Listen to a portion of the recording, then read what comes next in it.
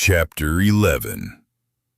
There was a point on the public road from which the Green Meadow Clubhouse could be seen, but at a considerable distance. To reach it, you turned off the highway into a grove, and when you left that, you were winding around a hollow. The clubhouse had a grove of its own, on top of a moderate hill. On one side were a bunch of tennis courts and an outdoor pool.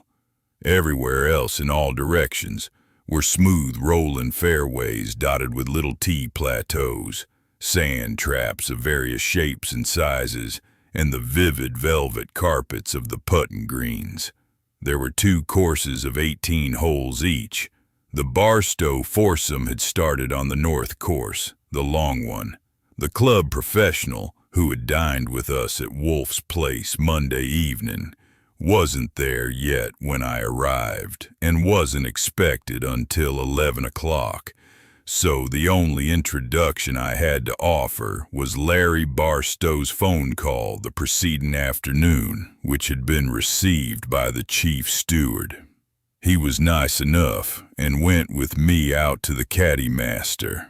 2 of the caddies I wanted to see didn't come on weekdays since the schools they attended weren't out yet, and the other 2 were out on the links somewhere with early morning matches.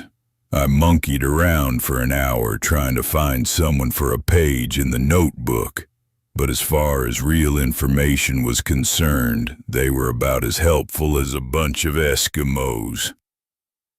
I hopped in the roadster and beat it for White Plains. The coroner's office was in the same building as Anderson's, where I'd been 6 days previously trying to get Wolfe's money covered, and as I passed the door with District Attorney painted on the glass panel, I stuck out my tongue at it. The coroner wasn't in, but by luck, there was a doctor there signing papers, and he was the one who had done the Barstow autopsy. Before leaving home in the morning, I had telephoned Sarah Barstow, and now this doctor told me that he had had a phone call from Lawrence Barstow and had been told that I would visit the coroner's office as a representative of the Barstow family. I thought to myself, I'll have that Barstow brat fixing my flat tires before I get through with this. But I came away as good as empty. Everything that the doctor could tell me I had read 3 days earlier in the newspapers, except for a bunch of medical terms, which the papers hadn't tried to print for fear of a typesetter's strike. I don't hi-hat technical words because I know there are a lot of things that can't be said any other way, but the doctor's lengthy explanation simply boiled down to this, that nothing conclusive could be said regarding the poison that had killed Barstow, because no one had been able to analyze it.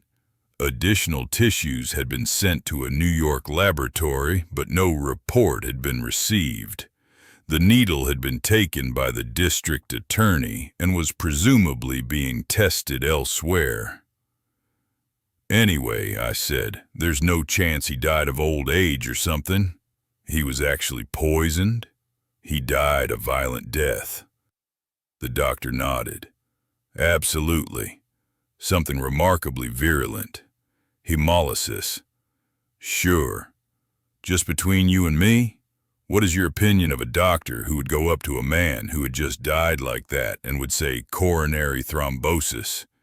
He stiffened as if he had just got rigor mortis himself, only much quicker. That is not a question for me to decide, Mr. Goodwin. I didn't ask you to decide anything. I just asked your opinion. I haven't got any. You mean you have, only you're going to keep it to remember me by. All right, much obliged. On my way out of the building, I would have liked to stop in and ask Derwin for Ben Cook's telephone number or some such pleasantry, but I had too much in my mind. By the time I got back to the Green Meadow Club, it was nearly noon, and I had pretty well decided that life would be nothing but a dreary round until I had had the pleasure of meeting Dr. Bradford. The two caddies were there. Their boss rounded them up for me, and I made a deal with them. I would get sandwiches, 2 apiece, bananas, ice cream, and root beer, and we would go over under a tree and eat, drink, and be merry, provided they wouldn't expect me to pay for their lost time. They signed up and we collected the provisions from the lunch counter and found the tree. One of them, a skinny, pale kid with brown hair, had been Manuel Kimball's caddy, and the other had been Peter Oliver Barstow's. This other was a chunky lad with snappy brown eyes and a lot of freckles. His name was Mike Allen. After we got arranged under the tree, before he took his first bite, he said, "You know, mister, we don't get paid." "What do you mean, you work for fun?" "We don't get paid all the time, only when we're out on a round. We're not losing any time. We couldn't get another match till after lunch anyhow." "Oh, you don't say so. You're too darned honest. If you don't watch out, you'll get a job in a bank. Go on and eat your sandwich." While we chewed, I got them onto the Barstow foursome. The way they rattled it off, it was easy to see they hadn't gone over it more than 1,000 times. With Anderson and Corbett, of course, the other caddies, families and friends at home. They were glib and ready with an answer on every little detail, and that made it pretty hopeless to try to get anything fresh out of them, for they had drawn the picture so many times that they were now doing it with their eyes shut. Not that I really expected a damn thing, but I had long since learned from Wolfe that the corner the light doesn't reach is the one the dime rolled to. There was no variation worth mentioning from the versions I had got from Larry Barstow and Manuel Kimball. By the time the sandwiches and stuff were down, I saw that the pale, skinny kid was milk dry, so I sent him back to his boss. Chunky Mike I kept a while, sitting with him under the tree. He had some sense in him, and he might have noticed something. For instance, how Dr. Bradford had acted when he arrived at the scene on the 4th fairway. But I didn't get a bite there. He only remembered that the doctor had been out of breath when he had run up with everyone waiting for him, and when he stood up after examining Barstow, he had been white and calm. I checked up on the golf bag. There was no uncertainty in him about that. He had positively put it in the front of Barstow's car, leaning against the driver's seat. I said, "Of course, Mike, you were pretty excited. At a time like that, everybody is. Isn't there a chance you put it in some other car?" "No, sir. I couldn't. There was no other car there." "Maybe it was someone else's bag you put in." "No, sir. I'm not a dummy. When you're a caddy, you get so you glance at the heads to make sure all the clubs are in, and after I leaned the bag against the seat, I did that, and I remember seeing all the new heads." "New heads?" "Sure, they were all new." "What made them new? Do you mean Barstow had had new heads put on?" "No, sir, they were new clubs. The new bag of clubs his wife gave him." "What?" "Sure. I didn't want to startle him. I picked a blade of grass and chewed on it." "How do you know his wife gave them to him?" "He told me." "How did he happen to tell you?" "Well, when I went up to him, he shook hands and said he was glad to see me again. Of course, he was one of my babies last year." "For God's sake, Mike, wait a minute. What do you mean he was one of your babies?" The kid grinned. "That's what us fellows call it. When a man likes us for a caddy and won't take another one, he's our baby." "I see. Go on." "He said he was glad to see me again, and when I took his bag, I saw they were all new Hendersons, genuine, and he said he was glad to see I admired the new clubs his wife had given him for his birthday." There were a couple of bananas left, and I handed him one, and he began peeling it. I watched him. After a minute I said, Do you know that Barstow was killed by a poison needle shot out of the handle of a golf driver? His mouth was full. He waited till most of it was down before he answered. I know that's what they say. Why, don't you believe it? He shook his head. They've got to show me. Why? Well, he took another bite and swallowed it. I don't believe you could do it. I've handled a lot of golf clubs. I just don't believe it. I grinned at him. You're a skeptic, Mike. You know what my boss says? He says that skepticism is a good watchdog if you know when to take the leash off. I don't suppose you happen to know when Barstow had a birthday. He didn't know that. I started to fish around a little more, here and there, but there didn't seem to be any more nibbles in that pool. Besides, the lunch hour was over, afternoon players were beginning to stroll up, and I saw Mike had his eyes on the caddy benches and was beginning to lose interest in me. I was about ready to scramble up and tell him the picnic was over, but he beat me to it. He was on his feet with a sudden spring, the kind young legs can make, and he tossed at me, "Excuse me, mister, that guy's my baby," and was off. I gathered up the papers and banana skins and went to the clubhouse. There were a good many more people around than when I had arrived in the morning, and finally I had to send an attendant for the chief steward because I couldn't find him. He was busy, but he took time to show me where the library was and tell me to help myself. I looked around the shelves and in a minute had it spotted, the fat red Who's Who in America. I turned to the entry I had already read in Wolfe's office. Barstow, Peter Oliver, author, educator, physicist, B. Chatham Oro, Upper 9, 1875.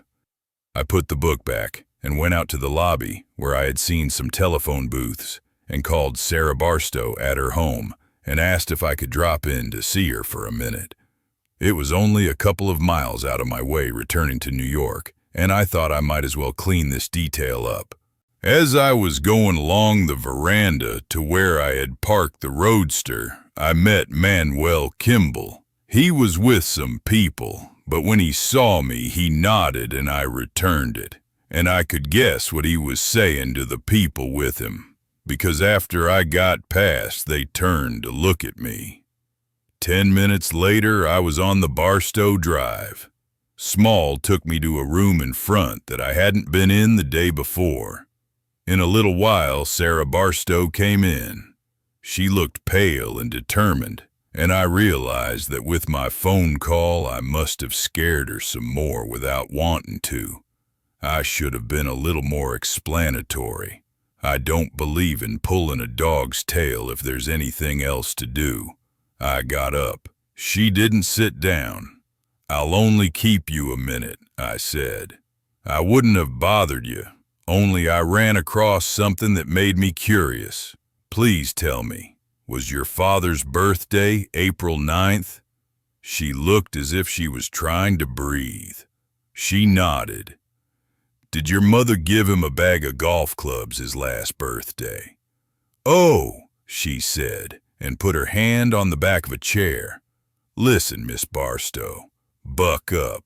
I think you know Nero Wolfe wouldn't lie to you, and while he's paying me, you can regard me as Nero Wolfe. We might try tricky questions on you, but we wouldn't tell you an honest lie. If you've been nursing the idea that the driver your father killed himself with was in the bag when your mother gave it to him on his birthday, forget it. We have reason to know it couldn't have been. Impossible." She just looked at me with her lips working, but not opening. I don't believe she would have been able to stand without her hand on the chair. She had a good hold on it. I said, "Maybe I'm telling you something and maybe I'm not, but I've brought this right to you as soon as I found it out, and I'm giving it to you straight. If it's any help to you, you're welcome. And how about making it 50-50? I could use a little help too, Was that what was eating you, that birthday present? Was that the reason for all the folderol? She got her tongue working at last, but all she said was, "I don't believe you would lie to me. It would be too cruel." I wouldn't, but even if I would, I know about the birthday present anyhow. So you can answer my simple question without running a temperature. Was that what was eating you? Yes, she said. That and yes, it was that. What else was it? Nothing. My mother? Sure, I nodded. Your mother got goofy sometimes and got ideas about your father, and she gave him a golf bag on his birthday. What else? Nothing. She took her hand off the chair, but put it back again. Mr. Goodwin, I think I'll sit down. I went and took her arm and shoved the chair back a little with my foot and held on to her until she got seated. She shut her eyes and I stood and waited till she opened them again. You're right, she said. I ought to buck up. I'm no good. It has been a strain. Not only this, a long while. I always thought my mother was a wonderful woman. I still think so. I know she is. But it is so ugly. Dr. Bradford says he believes that now, since father is dead, mother will be completely cured and will never again have any difficulties. But much as I love my mother, that is too high a price. I think we would be better off without modern psychology. Everything it tells us is so ugly. It was at my father's suggestion that I studied it. Anyway, this is one thing off your mind. Yes, I can't appreciate it yet, but I will. I ought to thank you, Mr. Goodwin. I'm sorry. You say that my mother had nothing, that she couldn't? I say that the driver that killed your father wasn't anywhere on April 9th. It didn't exist until at least a month later. How sure are you? Just damn sure. Well, that's a good deal. She tried to smile at me, and I admired her nerve, for it was easy to see that she was so near gone from worry and grief and loss of sleep that you might as well have expected a guffaw from Job. Anyone with an ounce of decency in him would have got up and left her alone with the good news I'd brought her. But business is business, and it wouldn't have been right to pass up the chance that she was unstrung enough to loosen up at a vital point. I said, "Don't you think you might tell me who took the golf bag from the car and where it is now? Now that we know that the driver is not the one that was in it when your mother gave it to him?" She said, without hesitation, "Small took it from the car." My heart jumped the way it did when I saw Wolfe's lips push out. She was going to spill it. I went right on without giving her time to consider. Where did he take it to? Upstairs, to Father's room. Who took it away from there? I did. Saturday evening, after Mr. Anderson came. It was Sunday that the men searched the house for it. Where did you put it? I drove to Tarrytown and got on the ferry and dropped it in the middle of the river. I filled it full of stones. You're lucky they weren't tailing you. Of course you examined the driver. Did you take it apart? I didn't examine it. I was in a hurry. You didn't examine it? You mean you didn't even take it out and look at it? No. I stared at her. I've got a better opinion of you. I don't believe you're such an awful fool. You're stringing me. No, I'm not, Mr. Goodwin. I still stared. You mean you actually did all that? Without even looking at the driver? Leave it to a woman. What were your brother and Bradford doing, playing billiards? She shook her head. They had nothing to do with it. But Bradford says that your mother will be all right now that your father's dead. Well, if that's his opinion. She stopped.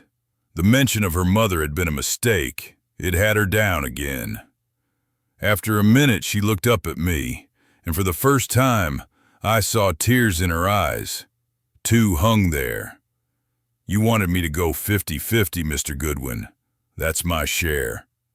Something about her, the tears maybe, made her look like nothing but a kid, trying to be brave. I reached down and patted her on the shoulder and said, "You're a good sport, Miss Barstow. I'll let you alone." I went to the hall and got my hat and left. But, I thought, in the roadster again, headed south down the highway. Plenty of but.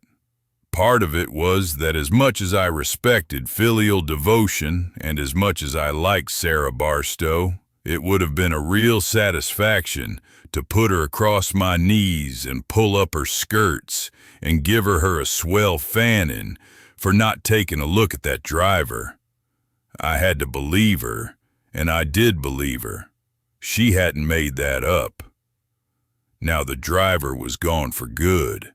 With a lot of luck and patience, it might have been grappled out of the river, but it would have cost more money than Nero Wolfe was apt to let go of. It was just simply goodbye, driver. As I went through White Plains, it was a temptation to leave the parkway and run over to the district attorney's office and say to Anderson, "I'll bet you $10 that the golf bag containing the driver that killed Barstow is at the bottom of the Hudson River, halfway between Tarrytown and Nyack." It wouldn't have been a bad idea at that, for he might have sent a couple of boats out and found it. But as things turned out, it was just as well I didn't.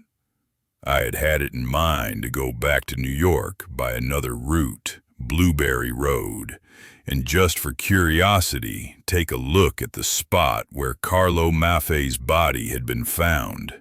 Not that I expected to discover that the murderer had left his scar pin or automobile license lying around, just thinking that it never hurts a spot to look at it. But dropping in on Sarah Barstow had used up some time, and I wanted to make a call in the city, so I took the quickest way in. On Upper Park Avenue, I stopped at a drugstore and phoned Wolfe. He had called Bradford's office once more, around 11:30, but it had been the same story, too busy to come to the phone. He told me to go to it. I thought to myself, if he's busy now, he's gonna be positively rushed before we get through with him. It took me less than 10 minutes to get to 69th Street, and I parked around the corner. Dr. Nathaniel Bradford certainly had an office. The entrance hall was wide enough to have a row of Brazilian ferns along each side, and the anteroom was big and grand. The lights and rugs and pictures and chairs made it plain, but not noisy, that everything done in that place was on a high level, including making out the patient's bills. But the chairs were all empty. The girl in starched white at a desk over in a corner told me that Dr. Bradford was not in. She seemed surprised that I didn't know that, just as I would know that Central Park begins at 59th Street, and asked if I was a former patient. Then she said that the doctor was never in his office in the afternoon before 4:30, and that he never saw anyone except by appointment. When I said that was what I wanted to see him for, to make an appointment, she raised her eyebrows. I went back to the street. At first, I thought I would wait around for him, but it was only a little after 3. So I went and sat in the roadster and let my mind out for a stroll to see if it would run across an idea for passing the time. In a few minutes it did, a pretty one. I went to a restaurant on Park Avenue to look at a telephone book, and then went back to the car and stepped on the starter and started along 69th Street, and at 5th Avenue turned downtown. At 41st Street, I headed east, As usual, every car along the curb was laying its head on the next one's tail, and I had to go nearly to 3rd Avenue to find a space where I could edge the roadster in. I walked back almost 2 crosstown blocks and found that the number I was looking for was one of the new office buildings, a mile high. The directory said that my meet was on the 20th floor. The elevator shot me up, and I found it on a door down the corridor. Metropolitan Medical Record. It was a young man, not a girl, at the desk in the outside room. That was nice for a change. I said to him, "I'd like to ask a favor, if you're not too busy to help me out a little. Would you have any records showing the meetings of medical associations and so on held in New York on June 5th? He grinned. "The Lord knows I'm not busy." "Yes, sir, we have, of course. Just a minute. June 5th? He went to a stack of magazines on a shelf and took off the top one. "This is our last issue, it would have it." He began flipping the pages and stopped around the middle and looked at it. I waited. "Nothing on the 5th, I'm afraid." "Oh yes, here it is. Most of the big meetings come later. On the 5th, the New York Neurological Society was at the Knickerbocker Hotel. I asked if I could look at it, and he handed it to me. I ran through the paragraph. "I see. This is a notice of the meeting. Of course it was printed before the meeting took place. You wouldn't have anything later? A report? A write-up?" He shook his head. "There'll be one in our next issue, I suppose. Was it something particular you wanted? The daily papers may have run it." "Maybe. I haven't tried them. What I'm looking for is a report of Dr. Bradford's paper. As a matter of fact, all I want is to make sure he was there." "You wouldn't know?" He shook his head. "But if all you want to know is whether he was there or not, why don't you ask him?" I grinned. "I hate to bother him, but of course it's quite simple. I happened to be in the neighborhood and thought that by dropping in here, I could save time." He said, "Wait a minute," and disappeared through a door to an inner office. He didn't take much more than the minute he mentioned. When he came back, he told me, "Mr. Elliott says that Dr. Bradford was at the meeting and delivered his paper." Elliott, he said, was the editor of the record. I asked if I could speak to him. The young man disappeared through the door again, and after a moment it opened once more, and a big red-faced man in his shirt sleeves came through. One of the brusque, breezy kind. "What's all this? What's this about?" I explained. He wiped his forehead with his handkerchief and said that he had attended the meeting and that Dr. Bradford had delivered his most interesting paper to applause. He was writing it up for the August record. I questioned him, and he took it very nicely. Yes, he meant Dr. Nathaniel Bradford, whose office was on 69th Street. He had known him for years. He couldn't say at what hour Bradford had arrived at the hotel, but it had been a dinner meeting, and he had seen Bradford at his table as early as 7 and on the speaking platform as late as 10:30. I guess I went out without thanking him. Driving back uptown, I was sore as a pup. Of course it was Bradford I was sore at. What the devil did he mean by fooling around at a meeting reading a paper on neurology when I had him all set up in Westchester County sticking a knife into Carlo Maffei? I supposed it would have taken me about a year to get introduced to Dr. Nathaniel Bradford if I hadn't been so sore when I got back to his office. There were 2 patients waiting this time. The doctor was in. I asked the girl at the desk for a piece of paper and sat down and held it on a magazine and wrote on it. "Dr. Bradford, for the last few days I've been sure you were a murderer, but now I know you are just an old fool. The same goes for Mrs. Barstow and her son and daughter. It will take me about 3 minutes to tell you how I know. Archie Goodwin, for Nero Wolfe.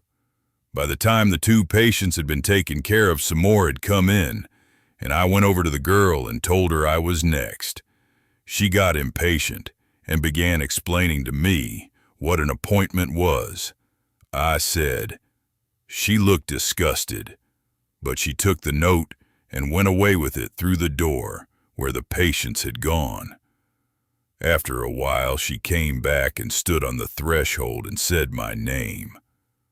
I took my hat along with me because there had been time enough to call a cop. One look at Dr. Bradford was enough to show me that I had been wasting a lot of pleasant suspicions which might have been avoided if I had happened to catch sight of him somewhere. He was tall and grave and correct, the distinguished old gentleman type, and he had whiskers. There may have been a historical period when it was possible for a guy with whiskers to pull a knife and plunge it into somebody's back, but that was a long time ago. Nowadays it couldn't be done. Bradford's were gray, so was his hair. To tell the truth, as tight as his alibi for June 5th had been made by my trip to 41st Street, I had been prepared to try to find a leak in it until I got a look at him.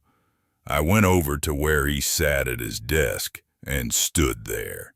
He just looked at me until the door had closed behind the girl.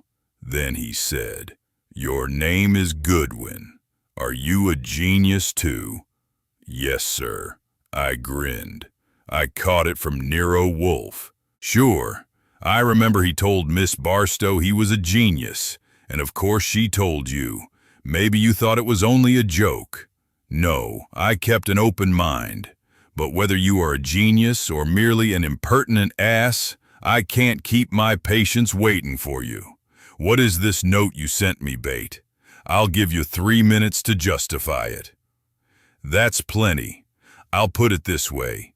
Nero Wolfe discovered certain facts. From those facts, he reached a certain conclusion as to the cause and manner of Barstow's death. When the autopsy verified his conclusion, it also verified his facts. That is, it made them an inseparable part of the picture, and whoever killed Barstow has got to fit those facts. Well, the Barstows don't fit, none of them. You don't either. You're a washout. Go on. Go on? That's a good general statement. Specify." "Oh, no." I shook my head. "That's not the way us geniuses work. You can't shake us empty like a bag of peanuts. For one thing, it would take a lot longer than 3 minutes.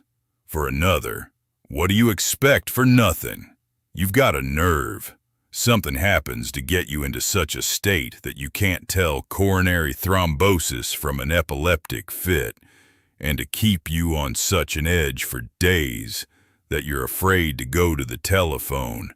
And it's all right for Nero Wolfe to spend his time and money chasing the clouds away for you and turning on the sunshine, but he mustn't make a nuisance of himself.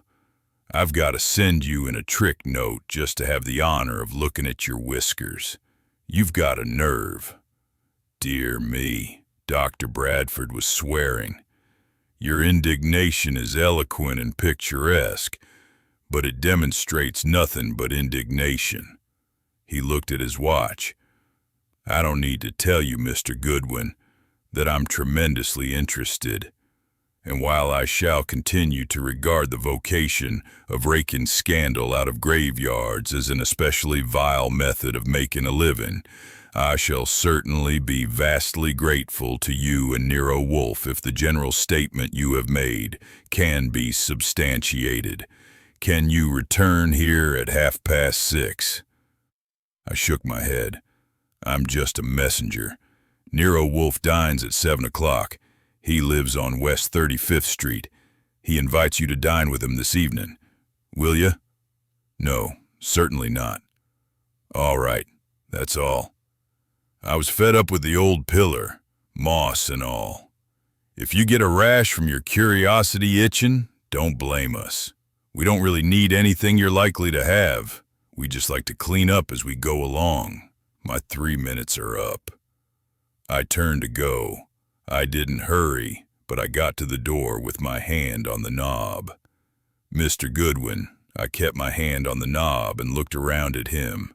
I accept Mr. Wolfe's invitation. I shall be there at 7.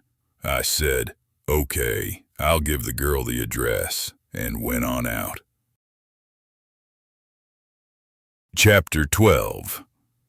I've sometimes wondered how many people there were in New York from whom Nero Wolfe could have borrowed money. I suppose more than 1,000. I made it a severe test to narrow it down. Of course there were more than that who felt grateful to him, and as many more who had reason to hate him. But there's a special kind of attitude a man has to have towards you before you can bump him for a loan and get something more substantial than a frown and a stammer for your trouble. A mixture of trust and goodwill and gratitude without any feeling of obligation to make it unpleasant. At least 1,000. Not that Wolfe ever took advantage of it. I remember a couple of years ago we were really hard up for cash for a while, and I made a suggestion regarding a multimillionaire who didn't owe Wolfe much more than his life. Wolfe wouldn't consider it. No, Archie. Nature is arranged that when you overcome a given inertia, the resultant momentum is proportionate. If I were to begin borrowing money, I would end by devising means of persuading the Secretary of the Treasury to lend me the gold reserve. I told him that as things stood, we could use it and more too, but he wasn't listening. After that Wednesday evening dinner, I could have added Dr. Nathaniel Bradford to the 1,000. Wolfe got him completely, as he always got everyone when he cared to take the trouble. Between 6 and 7, before Bradford arrived, I had made a condensed report of the events of the day, and at the dinner table, I had seen at once that Wolfe agreed with me in erasing Bradford right off the slate. He was easy and informal, and to my practiced eye, he always kept on a formal basis with a man as long as there was a chance in his mind that the man was headed for the frying pan at Sing Sing or a cell at Auburn, with Wolfe furnishing the ticket. At dinner, they discussed rock gardens and economics in Tammany Hall. Wolfe drank 3 bottles of beer and Bradford a bottle of wine. I stuck to milk, but I had had a shot of rye upstairs. I had told Wolfe of Bradford's observation about a vile vocation and threw in my opinion of him. Wolfe had said, "Detach yourself, Archie. Personal resentment of a general statement is a barbarous remnant of a fetish superstition." I had said, "That's just another of your flossy remarks that don't mean anything." He had said, "No, I abhor meaningless remarks. If a man constructs a dummy, clothes and paints it in exact outward resemblance of yourself, and proceeds to strike it in the face, does your nose bleed?" I had said, "No, but his will before I get through with him." Wolfe had sighed into my grin. At least you see that my remark was not meaningless. In the office after dinner, Wolfe said to Bradford that there were things he wanted to ask him, but that he would begin by telling him. He gave him the whole story. Maffei, the Clip newspaper, the question about the golf club that stopped Anna Fiore, the game with Anderson, the letter Anna got with $100. He told it straight and complete, and then said, "There, doctor, I asked you for no pledge beforehand, but I now request you to keep everything I have said in confidence. I ask this in my own interest. I wish to earn $50,000. Bradford had got mellow. He was still trying to make Wolfe out, but he was no longer nursing any hurtful notions, and the wine was making him suspect Wolfe of being an old friend. He said, "It's a remarkable story." Remarkable. I shall mention it to no one, of course, and I appreciate your confidence. I can't say that I have digested all the implications, but I can see that your disclosure of the truth regarding Barstow was a necessary part of the effort to find the murderer of the man Maffei. And I can see that you have relieved Sarah and Larry Barstow of an intolerable burden of fear, and myself of a responsibility that was becoming more than I had bargained for. I am grateful, believe me. Wolfe nodded. There are subtleties, certainly. Naturally, some of them escape you. All that we have actually proven is that of you four, Mrs. Barstow, her son and daughter, and yourself. None of you killed Carlo Maffei, and that the fatal driver was not in the golf bag on April 9th. It is still possible that any one of you, or all of you in conspiracy, killed Barstow. That theory would only require a colleague to dispose of Maffei. Bradford, suddenly a little less mellow, stared, but the stare soon disappeared, and he was easy again. Rot. You don't believe that. Then he stared again. But as a matter of fact, why don't you? We'll come to that. First, let me ask, do you think my frankness has earned a similar frankness from you? I do. Then tell me, for example, when and how Mrs. Barstow previously made an attempt on her husband's life. It was funny to watch Bradford. He was startled. Then he went stiff and quiet. Then he realized he was giving it away and tried to dress up his face in natural astonishment. After all that he said, "What do you mean? That's ridiculous." Wolfe wiggled a finger at him. "Easy, doctor. I beg you, do not suspect me of low cunning. I am merely seeking facts to fit my conclusions. I see I had better first tell you why I have dismissed from my mind the possibility of your guilt or that of the Barstows. I cannot feel such a guilt. That is all. Of course I can rationalize my feeling or lack of it. Consider the requirements. A wife or son or daughter who plans the murder of the father with great deliberation, shrewdness, and patience. The lengthy and intricate preparation of the tool. If the wife or daughter, a fellow conspirator who killed Maffei. If the son, the same requirement, since he did not do it himself. Archie Goodwin went there, and he could not spend hours in such a household without smelling the foul odor that it would generate and without bringing the smell to me. You also would have required an accomplice for Maffei. I have spent an evening with you. Though you might murder, you would not murder like that, and you would trust no accomplice whatever. That is the rationalization. It is the feeling that is important. Then why? No, let me. You, a qualified and competent observer, certified a heart attack when the contrary evidence must have been unmistakable. That is adventurous conduct for a reputable physician. Of course you were shielding someone. The statement of Miss Barstow indicated whom. Then on finding Barstow dead, you must have immediately conjectured that his wife had killed him, and you would not reach so shocking a conclusion without good reason. Surely not merely because Mrs. Barstow had in her neurotic moments wished her husband dead. If that constituted murder, what kitchen in this country could shut its door to the hangman? You had better reason, knowledge either of her preparations for this crime, or for a previous attempt on her husband's life. Since our facts make the former untenable, I assume the latter, and I ask you simply, when and how did she make the attempt? I ask you only to complete the record, so that we may consign these aspects of the case to the obscurity of history.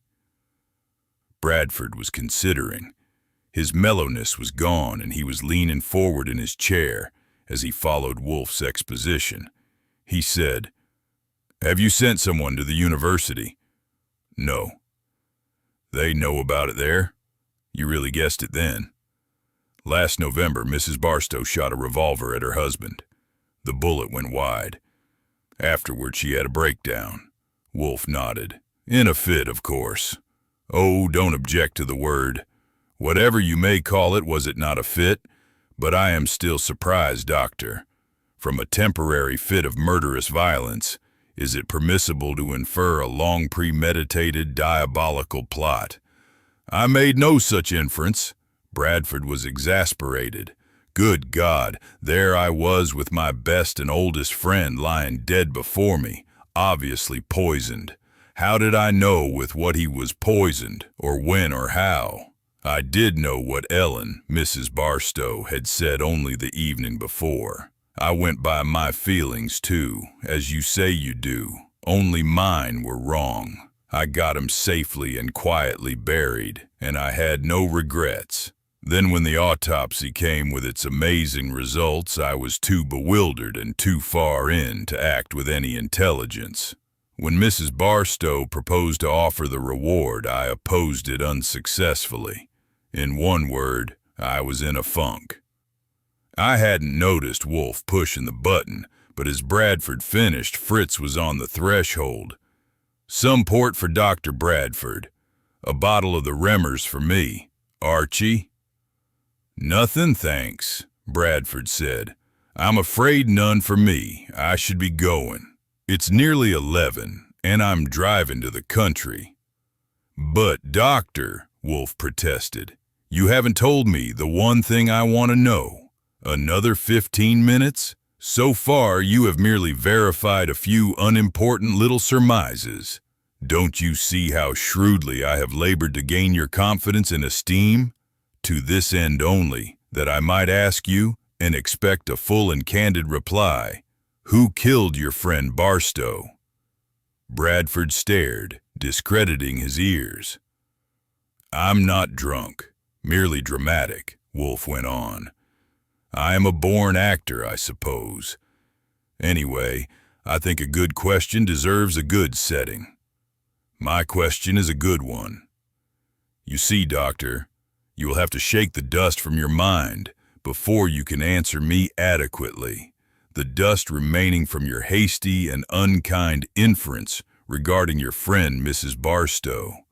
From that, and your funk, understand that it really is true, despite the anxieties you have harbored for many months, that Mrs. Barstow did not kill her husband. Then who did? Who, with the patience of a devil and the humor of a fiend, prepared that lethal toy for his hand? I believe you were Barstow's oldest and closest friend. Bradford nodded. Pete Barstow and I were boys together. A mutual confidence was sustained. Though superficial interests separated you intermittently, you presented a common front to life. You put it well. Bradford was moved. It showed in his voice. A confidence undisturbed for 50 years. Good. Then who killed him? I'm really expecting something from you, Doctor. What had he ever said or done that he should die? You may never have heard the story whole, but surely you must have caught a chapter of it, a paragraph, a sentence. Let the past whisper to you. It may be the distant past, and you must discard reluctance. I am not asking you for an indictment. The danger here is not that the innocent will be harassed, but that the guilty will go free. Fritz had brought the beer and the port, and the doctor was leaning back in his chair again, glass in hand, with his eyes on the red-rich juice. He jerked his head up and nodded at Wolfe and then resumed his contemplation. Wolfe poured himself some beer, waited for the foam to subside, and gulped it down. He always thought he had a handkerchief in the breast pocket of his coat, but rarely did. So I went to a drawer where I kept a stack for him and got one and handed it to him.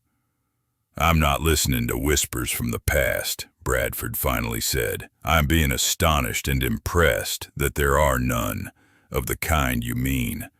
Also, I'm seeing another reason why I so readily concluded that Mrs. Barstow was responsible, or rather irresponsible. It was because I knew, or felt, unconsciously, that no one else could have done it. I see now more clearly than I ever did what an extraordinary person Pete Barstow was. As a boy, he was scrappy. As a man, he fought for every right he believed in.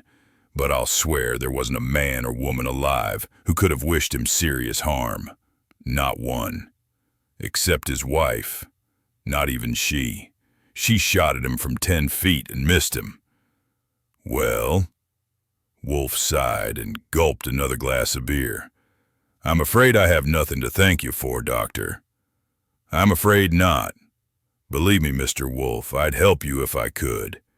It is curious what is happening inside of me at this moment. I would never have suspected it. Now that I know Ellen is out of it, I am not sure I disapprove of the reward she offered. I might even increase it. Am I vindictive too, then? For Pete, maybe. I think he might have been for me. It was altogether a bum evening, as far as I was concerned. For the last 10 minutes, I was half asleep and didn't hear much. It was beginning to look to me as if Wolfe was going to have to develop a feeling for a new kind of phenomenon. Murder by eeny, meeny, miny, mo. That was the only way that needle could have got into Barstow, since everybody was agreed that no one had wanted it there. It was a bum evening, but I got a grin out of it at the end. Bradford had got up to go and walk toward Wolfe's chair to tell him good night. I saw him hesitating. He said, "There's a little thing on my mind, Mr. Wolfe. I owe you an apology.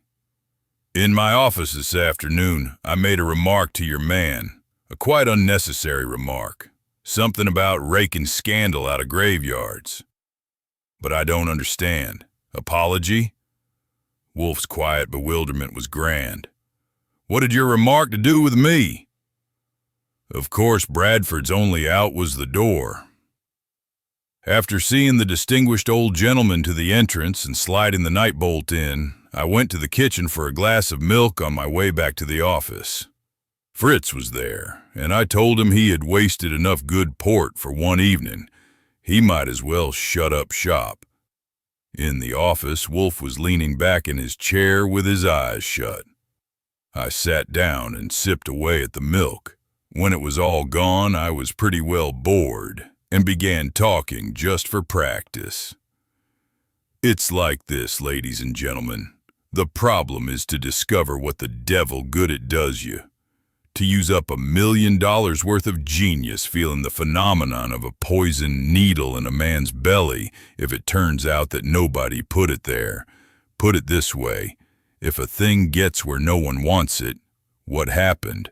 Or this way, since the golf bag was in the Barstow home for the 24 hours preceding the killing, how about finding out if one of the servants has got funnier ideas even than Mrs. Barstow? Of course, according to Sarah's information, there's no chance of it, and another objection is that it doesn't appeal to me. Lord, how I hate tackling a bunch of servants. So I guess I'll drop in on the Barstows in the morning and go to it. It looks like it's either that or quit and kiss the 50 grand goodbye. This case is a Lulu, all right. We're right where we started. I wouldn't mind so much if there was anyone to help me out on it. If only I didn't have to do all the thinking and planning for myself, in addition to running around day after day and getting nowhere. Continue, Archie. But Wolfe didn't open his eyes. I can't. I'm too disgusted. Do you know something? We're licked. This poison needle person is a better man than we are. Oh, we'll go on for a few days fooling around with servants and trying to find out who put the ad in the paper for the metal worker and so on. But we're licked as sure as you're full of beer. His eyes opened. I'm going to cut down to 5 quarts a day. 12 bottles. A bottle doesn't hold a pint. I am now going to bed." He began the accustomed preparations for rising from his chair. He got up. "By the way, Archie, could you get out fairly early in the morning? You might reach the Green Meadow Club before the caddies depart with their babies." That is the only slang epithet you have brought me recently, which seems to me entirely apt. Perhaps you could also kidnap the two who are attending school. It would be convenient if all four of them were here at 11. Tell Fritz there will be guests at lunch. What do boys of that age eat? They eat everything. Tell Fritz to have that. As soon as I had made sure that he could still get into the elevator, I went on upstairs and set my alarm for 6 o'clock and hit the hay. In the morning, rolling north along the parkway again, I wasn't singing at the sunshine. I was always glad to be doing something, but I was not so liable to burst from joy when I suspected that my activity was going to turn out to be nothing but discarding from a bum hand. I didn't need anybody to tell me that Nero Wolfe was a wonder, but I knew this gathering in the Caddies was just a wild stab, and I wasn't hopeful. As a matter of fact, it seemed to me more likely than ever that we were licked, because if this was the best Wolfe could do, it was a motor cop. With the northbound half of the parkway empty at that hour of the morning, I had been going something above 50 without noticing, and this bicycle Cossack waved me over.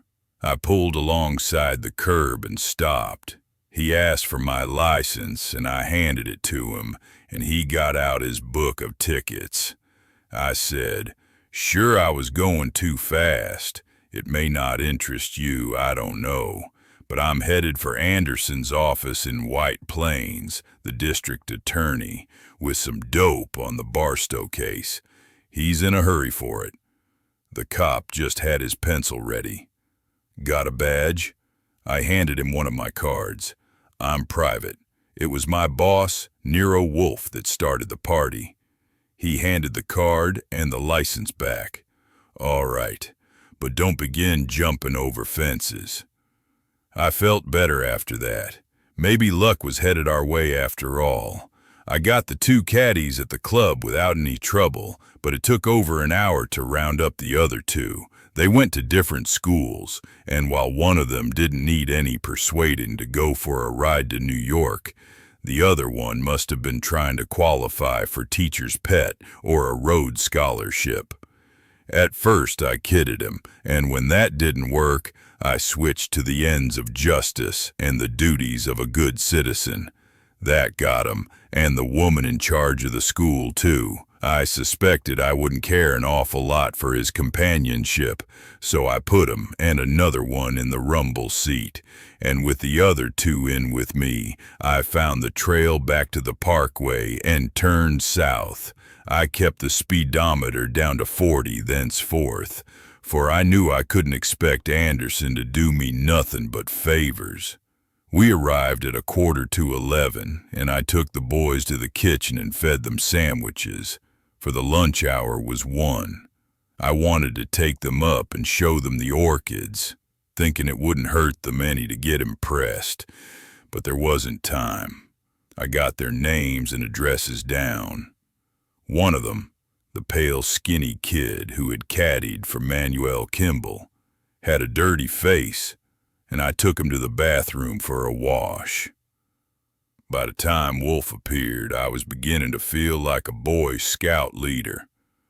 I had them arranged on chairs in a row for him. He came in with a bunch of cymbidiums in his hand, which he put into a vase on his desk.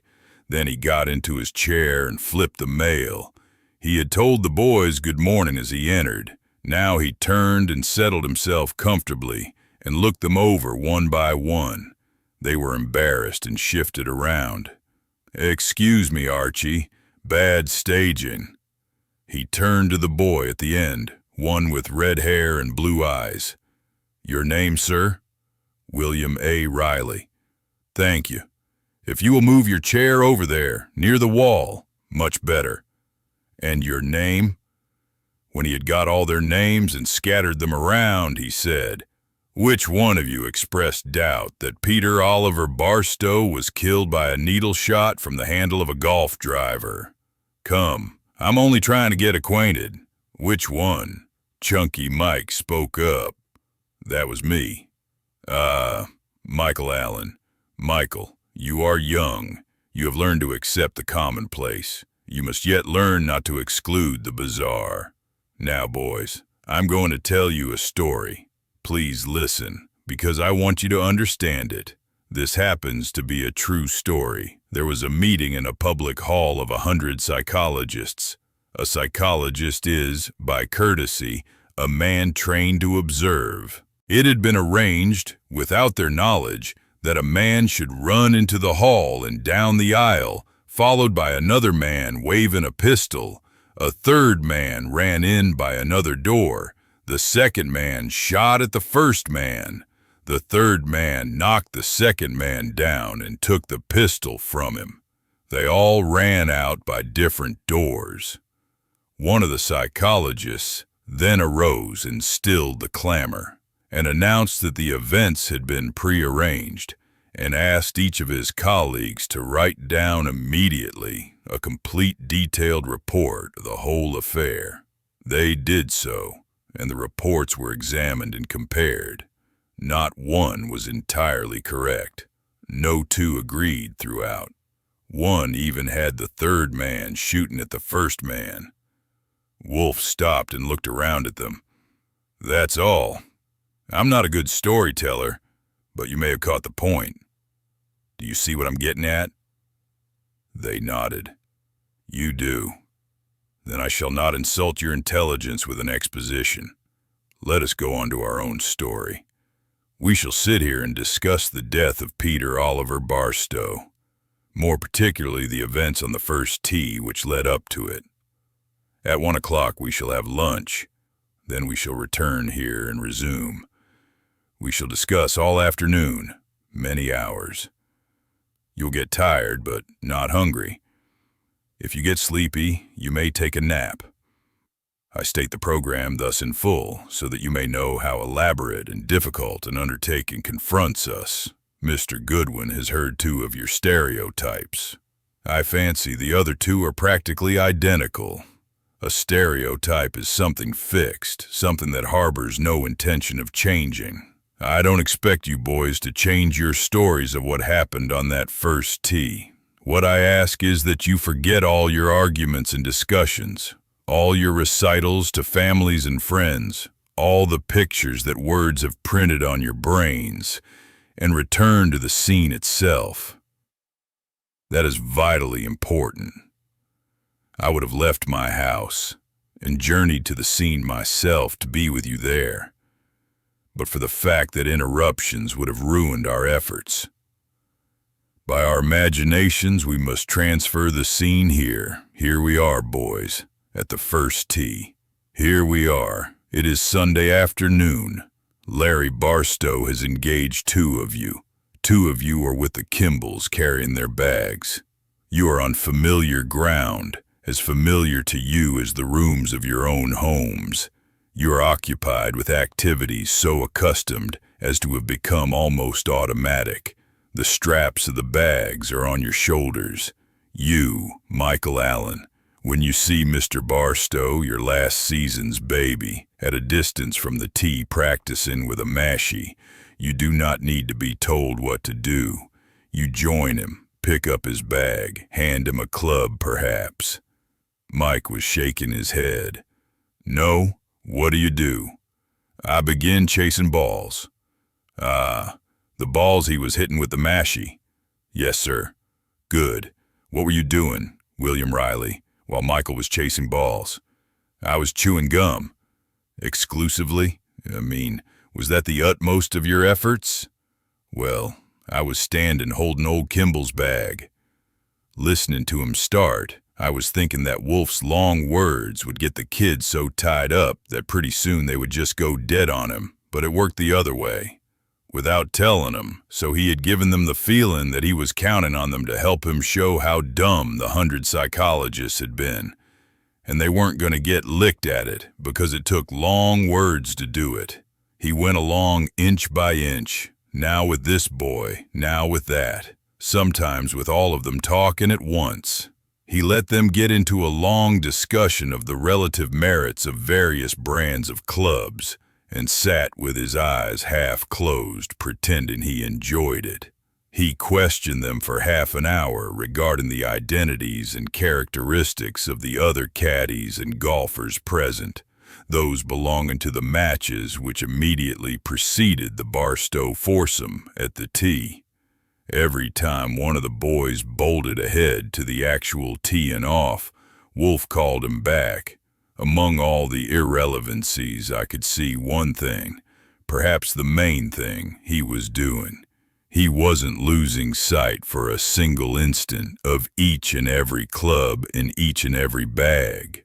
For lunch, Fritz gave us 2 enormous chicken pies and 4 watermelons.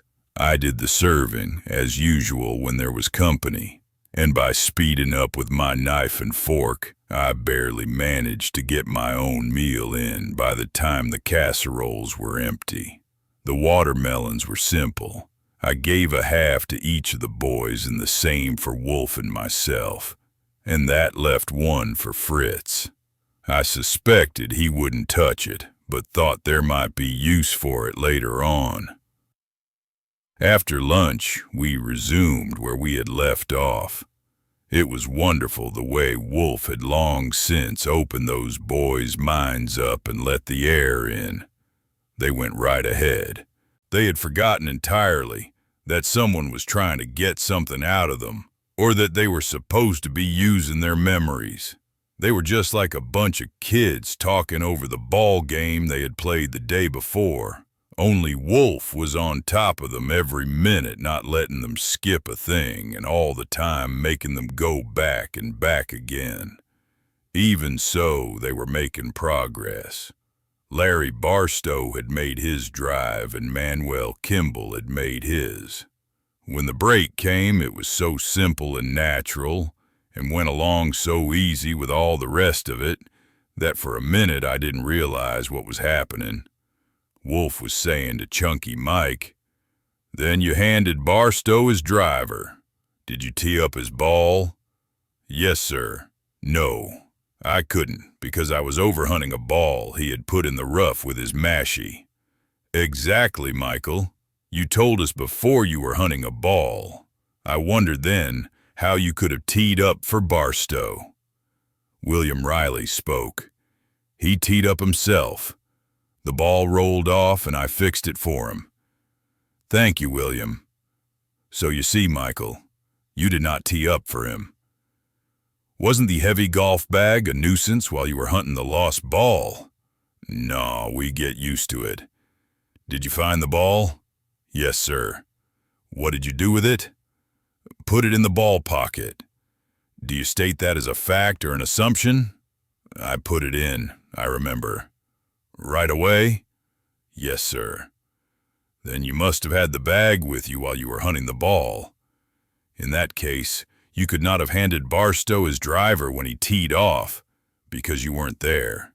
He could not have removed it from the bag himself, because the bag wasn't there. Had you perhaps handed him the driver previously?" "Sure, I must have." "Michael, we need something much better than must have. You did or you didn't. Remember that you are supposed to have told us." William Riley butted in. "Hey, Mike, that's why he borrowed old Kimball's driver, because you were off looking for the ball."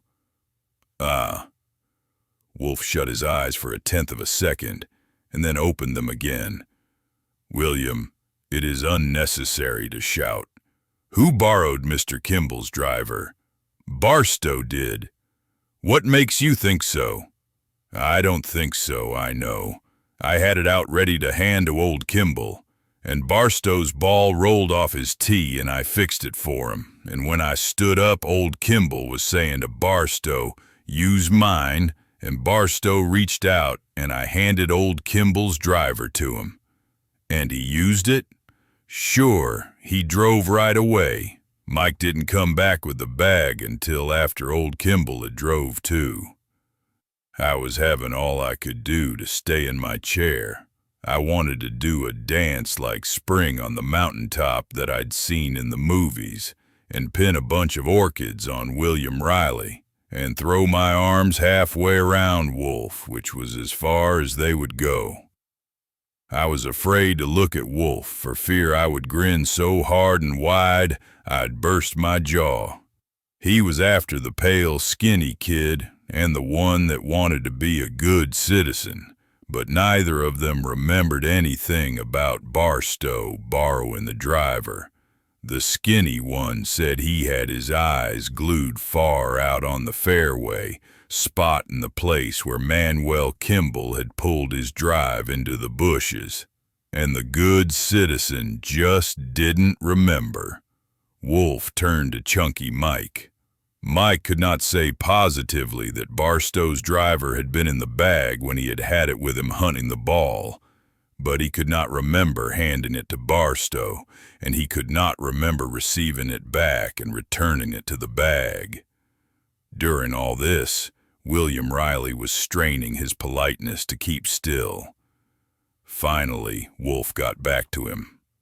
"Excuse me, William.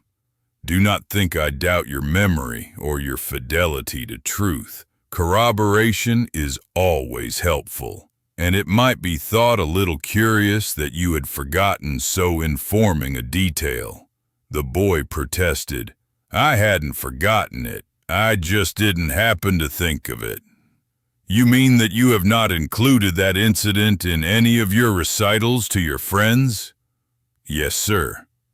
"Good, William. I put my question badly, but I see that you have the intelligence to stick to the main clause. Possibly you mentioned the incident to Mr. Anderson." The boy shook his head. "I haven't seen Mr. Anderson. The detective came and asked me a few questions. Not much." "I see." Wolfe sighed, deep and long, and pushed the button. "It is tea time, messieurs." Of course, for Wolfe that meant beer. I got up and collected the boys and herded them into the kitchen. Sure enough, the watermelon was intact. I cut it into 4 quarters and passed it around. Fritz, having been to answer Wolfe's bell, was arranging a glass and 2 bottles on a tray. But as he went down the hall, I noticed that he turned toward the stairs instead of the office. I glanced at my wrist. It was 2 minutes to 4. The son of a gun had saved his schedule. I left the boys with the melon and hurried out and caught him on his way to the elevator. He said, "Give the boys my thanks. Pay them adequately, but not generously, for I am not a generous man, and take them home. Before you leave, telephone the office of E.D. Kimball and learn when he is expected to return from Chicago. He is probably still alive, since he had either the shrewdness or the luck to remove himself 1,000 miles from his destiny. If by any chance he has returned, get him here at once. On that, there must be no delay." "Yes, sir. And don't you think that if this news got to Mr. Anderson, it would only confuse and upset him? Hadn't I better try to persuade the boys to keep it in the family?" "No, Archie. It is always wiser where there is a choice to trust to inertia. It is the greatest force in the world." When I got back to the kitchen, Fritz was cutting an apple pie. Chapter 13. After I had finished delivering the caddies here and there all over Westchester, I certainly would have loved to run over to Kimball's place and say to Manuel, "Would you mind telling me whether your father keeps his golf bag in his locker at the club and whether you have a key to it?" I had an idea he would recognize that as a question that couldn't be answered just by lifting his eyebrows. I already had him down for 2,000 volts, but I realized that if it was him, we had a big advantage in his ignorance of what we had found out. And I also realized that if I expected Manuel Kimball to be arrested and convicted of murder, there would have to be a little more evidence than the fact that he made me nervous. I had another temptation to stop in at Anderson's office and offer to bet him $10,000 that nobody had murdered Peter Oliver Barstow. Wolfe had certainly started a game of hide-and-seek. For 2 days, he and I had been the only two people alive, except the man that did it, who knew that Barstow had been murdered. Now we were the only two, with the same exception in the Caddies, who knew that he had been killed by accident.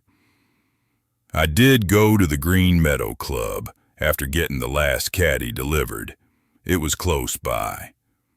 I went intending to go into the locker question a little, but after I arrived, I got cold feet. It might ruin everything if it became known that we had the faintest interest in lockers, since it was common knowledge that Barstow's bag had never been in his. So I just had a little talk with the caddy master and said hello to the chief steward.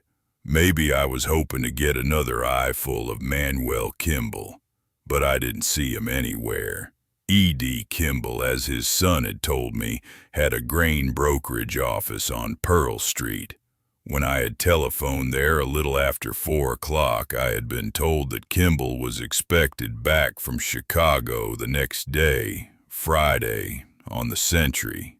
If it hadn't been for that, I think I would have tried to start something there in Westchester that evening, if it had been nothing more than to wait till dark and sneak over to the Kimball place and peek in at the windows. But with Kimball on the way, there was nothing to do but wait. I went on home. After dinner that evening, Wolfe had me take my notebook and read to him again about my visit to Manuel Kimball. Also, everything that Sarah and Larry Barstow had said about him. Though that wasn't much, we had a general discussion and got our minds to fit. We even considered the possibility that the lending of the driver had been planned and that old Kimball had murdered Barstow, but of course that was out. That was nothing but drivel. I took a few cracks at Manuel, but when Wolfe put it up to me seriously, I had to say that not only was there no evidence against Manuel, there wasn't even any reason to suspect him. As far as I knew, it was no more likely to be him than any other member of the Green Meadow Club who had had opportunity to get at the Kimball locker. All the same, I insisted, if he was my son, I'd send him on a trip around the world and build a fence across the Pacific Ocean so he couldn't get through. Before we went to bed, Wolfe outlined again my program for the following day. I didn't care much for the first number on it, but of course he was right. The caddies were sure to talk, and the talk would get to Anderson. And it wouldn't hurt us any to get there first, since the information was certain to reach him anyhow. I could perform that errand of mercy and still get to Kimball's office almost as soon as he arrived from Grand Central. So early the next morning found me in the roadster bound for White Plains again. I was hoping the same motor cop would trip me up. It would have been so neat, since I could have handed him the same yarn as the day before, and maybe this time have had the pleasure of an escort to the courthouse. But I made it from Woodlawn to the Main Street Bridge without seeing anything more exciting than a squirrel running up a tree. I was creeping along Main Street behind 3 lumbering buses like a pony following the elephants in a circus parade when an idea struck me. I liked it. Wolfe seemed to have the notion that all he needed to do to have anybody call at his office from the Dalai Lama to Al Capone was to tell me to go and get him. But I knew from long experience that you never knew when you were going to run up against someone with as many feet as a centipede, and all of them reluctant, And here was I, not only supposed to haul a prominent grain broker out of his office immediately upon his return from a week's absence, but also headed for a revelation to the district attorney that would probably result in my having the pleasure of meeting H.R. Corbett or some other flat-footed myrmidon in the anteroom of E.D. Kimball's office. And wouldn't that have been nice? So I parked the roadster in the first available spot and went to a telephone and called up Wolfe and told him we were putting the soup before the cocktail. He was a little stubborn and gave me an argument, because he was full of the idea that it would pay us to hand Anderson something before he inevitably got hold of it himself. But when he saw that I intended to go on talking right up to $1's worth, he said, all right, I could return to New York and proceed to Pearl Street and wait for my victim. On the way back, I reflected that it was just as well the motor cop hadn't favored me with his attention after all. When I got to the number on Pearl Street and left the elevator at the 10th floor, I discovered that E.D. Kimball and Company wasn't only selling chicken feed to backyard poultry kings. It had a suite that took up half the floor, with its name on doors everywhere, and a double one covered with the names of exchanges all over the country for an entrance. The clock on the wall said 9:45. If the Century was on time, it was already at Grand Central, and Kimball might be expected in 15 or 20 minutes. I spoke to a girl at a desk, and after using the telephone, she took me to an inside room and left me with a square-jawed guy who had his feet on the windowsill looking at the morning paper. He said, "Just a minute," and I sat down.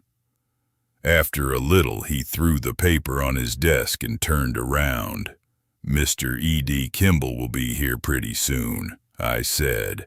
"I know he'll be busy catching up with the week he's been away, but before he gets started on that, I need 10 minutes with him on an urgent personal matter. I'm a private detective. Here's my card." He never heard of me. "I work for Nero Wolfe. Can you fix it for me?" "What do you want? Tell me what you want." I shook my head. "It really is personal, and it's damn urgent. You'll just have to trust my honest young face. If you think it's a racket, phone the Metropolitan Trust Company at 34th Street. They'll tell you that I make a little change in my spare time tending baby carriages." Square Jaws grinned. "I don't know. Mr. Kimball has a dozen appointments. The first one is 10:30. I'm his secretary. I know more about his business than he does. You'd better tell me." "I'm sorry, it has to be him." "All right, I'll see what I can do. Go on out front. No, wait here. Want to look at the paper?" He tossed me the paper and got up and gathered some mail and stuff together and left the room with them. At a quick early breakfast, I had taken a glance at the front page but hadn't had time for more. Turning through, I saw that the Barstow case was already back to page 7. And not much of it there. Anderson was saying that progress was being made in the investigation. Dear old progress, I thought. You haven't changed a bit since I saw you last, except you're covered with wrinkles and your teeth are falling out. The coroner had nothing definite on the poison, but soon would have. There had never been, in any paper that I had seen, any hint of a suspicion that it was a family job. And now, I thought, there never would be. But this piece took another little crack at Dr. Bradford, and I knew it would be a long time before he would be able to look coronary thrombosis in the face without swallowing hard. I turned to the sports page. The door opened, and the secretary was there. "Mr. Goodwin, this way." "In the next room but one. A big room with windows on 2 sides, a lot of old furniture and a ticker going in a corner. A man sat at a desk. He was smooth-shaven. His hair was turning gray. And while he wasn't fat, there was size to him. He looked worried but amused, as if someone had just told him a funny story, but he had a toothache. I wondered whether it was the worry or the amusement that came from what the secretary had told him about me, but found out on acquaintance that it was neither one. He always looked that way. The secretary said, "This is the man, Mr. Kimball." Kimball grunted and asked me what I wanted. I said that my business was strictly personal. Kimball said, "In that case, you better take it up with my secretary, so I won't have the bother of turning it over to him." He laughed and the secretary smiled and I grinned. I said, "I only asked for 10 minutes, so if you don't mind, I'll get started. Nero Wolfe would like to have you call at his office this morning at 11 o'clock. Goodness gracious, the amusement was on top. Is Nero Wolfe the King of England or something? I nodded. Something. I'll tell you, Mr. Kimball. You'll get this quicker and easier if you let me do it my own way. Just humor me. On Sunday, June 4th, Peter Oliver Barstow died suddenly while he was playing golf with his son and you and your son. On Thursday the 8th, you left for Chicago. On Sunday the 11th, the results of an autopsy were announced. I suppose it was in the Chicago papers? Oh, that's it. The worry had ascended. I knew that would be a nuisance when I got back. I read a lot of poppycock about poison and a needle and whatnot. He turned to his secretary. Blaine, didn't I write you this would be a nuisance when I returned? The secretary nodded. Yes, sir. You have an appointment at 11:30 with a representative of the Westchester District Attorney. I hadn't had time to mention it. I kept my grin inside. It's not poppycock, Mr. Kimball. Barstow was killed by a poisoned needle shot out of the handle of a golf driver. That's wrapped up. Now come with me a minute. Here you are at the first tee, ready to shoot. All 4 of you with your caddies. No, don't wander off somewhere. Stay with me. This is serious. Here you are. Larry Barstow drives. Your son Manuel drives. Peter Oliver Barstow is ready to drive.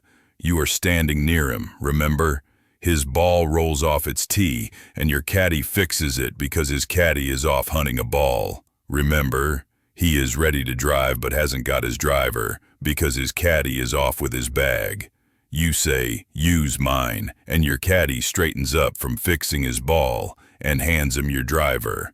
Remember, he drives with your driver and then jumps and begins rubbing his belly because a wasp stung him. It was that wasp that came out of your driver that killed him. 20 minutes later, he was dead. Kimball was listening to me with a frown, with the worry and amusement both gone. He went on frowning. When he finally spoke, all he said was, "Poppycock." "No," I said. "You can't make it poppycock just by pronouncing it. Anyway, poppycock or not, it was your driver Barstow used on the first tee. You remember that?" He nodded. "I do. I hadn't thought of it. But now that you remind me, I recall the scene perfectly. It was just as you—" "Mr. Kimball," the secretary was secretarying. "It would be better perhaps if you, that is, upon reflection." "Better if I what?" "Oh, no, Blaine. I knew this would be a nuisance. I knew it very well. Certainly Barstow used my driver. Why shouldn't I say so? I barely knew Barstow. Of course, the poison needle story is a lot of poppycock, but that won't keep it from being a nuisance. It'll be worse than a nuisance, Mr. Kimball." I hitched my chair toward him. "Look here, the police don't know yet that Barstow used your driver. The district attorney doesn't know it. I'm not suggesting that you hide anything from them. They'll find it out anyway. But whether you think the poison needle is poppycock or not, they don't. They know that Barstow was killed by a needle that came out of his driver on the first tee, and when they find out that it was your driver he used, what are they going to do? They won't arrest you for murder just like that, but they'll have you looking in the dictionary for a better word than nuisance. My advice is, see Nero Wolfe. Take your lawyer along if you want to, but see him quick. Kimball was pulling at his lip. He let his hand fall. At length he said, "Goodness gracious. Yes, sir, all of that." He looked at his secretary. "You know, Blaine, I have no respect for lawyers." "No, sir." Kimball got up. "This is a fine to do. I have told you before, Blaine, that there is just one thing in the world I am good at. Trading. I am a good trader, and that is surprising when you consider how soft I am, really. Soft-hearted. With the more personal aspects of life, I do not know how to deal." He was moving back and forth behind his desk. "Yes, this appears to be more than a nuisance. Goodness gracious. What would you do, Blaine?" I glared at the secretary. He hesitated. "If you care to go to see this Nero Wolfe, I could go with you. If I were you, I would take a lawyer. What appointments have I?" "The usual sort of thing, nothing important." "At 11:30, the man from the Westchester District Attorney." "Oh, I would miss him." "Well, tell him anything. How's the ticker?" "Firm at the opening. Cotton easing off." Kimball turned to me. "Where is this Nero Wolfe? Bring him here." "Impossible, Mr. Kimball. He is—" But Wolfe had once found out that I had told a man he was infirm, and I didn't want that to happen again. "He is an eccentric genius. It's only up on 35th Street. I've got my car down below, and I'd be glad to run you up." Kimball said, "I've only met one genius in my life. He was an Argentine cowboy, a gaucho." "All right. Wait for me in the front office." Back in the front room I had first entered, I sat on the edge of a chair. Meeting E.D. Kimball and looking at him and talking with him had somehow cleared my mind. I saw plainly what I should have realized the night before, that the minute it came out that it was Kimball's driver that had been turned into what Wolfe called a lethal toy, and the minute Kimball himself arrived on the scene, we were probably turning into the home stretch. It was the same as if you found a man murdered, and by some kind of hocus pocus were able to bring him back to life, long enough to ask him who killed him, and get his answer. That's what E.D. Kimball was. A man who had been murdered and was still living. I had to get him up to Wolfe's place and lock the door, and get him there quick before Corbett got a chance at him, or, as far as that was concerned, anyone else, anyone at all. How did I know but what it was the secretary, Square-Jaw Blaine, who had had that driver made and found opportunity to get it into Kimball's bag. At that moment, as I sat there on the edge of the chair, Blaine might be sticking a knife into Kimball as he had into Carlo Maffei. It was 10:50. I got up and began walking up and down the linoleum. Anderson's man, I was sure it would be Corbett, was due at 11:30, and he might take it into his thick head to come early and wait. I had just decided to ask the girl at the desk to phone in to Blaine for me when the inner door opened and Kimball appeared with his hat on. I was pretty glad to see him. He nodded at me, and I jumped to the entrance door to open it for him. As we got into the elevator, I observed, "Mr. Blaine isn't coming." Kimball shook his head. "He's needed here more than I need him. I like your face. I find I usually do like a man's face, and it pays every time. Trust is one of the finest things in the world, trust in your fellow man." Yes, I thought to myself, I'll bet a successful trader like you can use up lots of trust. It was only half a block to where I had parked the roadster. I cut across as far west as I could get to avoid the traffic, and it was still short of 11:15 when I was ushering Kimball in ahead of me at Wolfe's door. I took Kimball to the front room and asked him to wait there a minute, then returned to the entrance and made sure the latch was caught. Then I went to the kitchen. Fritz was making cherry tarts. A pan was just out of the oven, and I nabbed one and stuffed it in and darn near burned my tongue off. I told Fritz, "One guess for lunch and don't put any poison in it.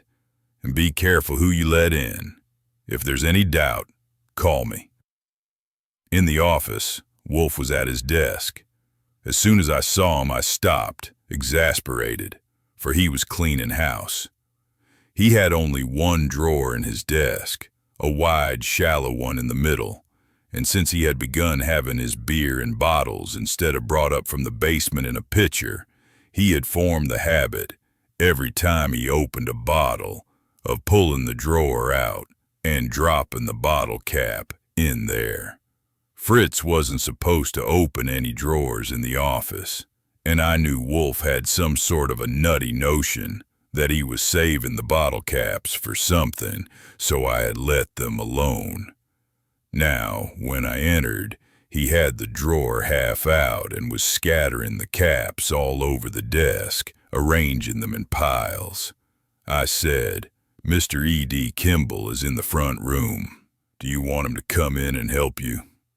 The devil. Wolfe looked around at his piles and at me helplessly. He sighed. "Can't he wait a while?" "Of course, sure. How would next week do?" He sighed again.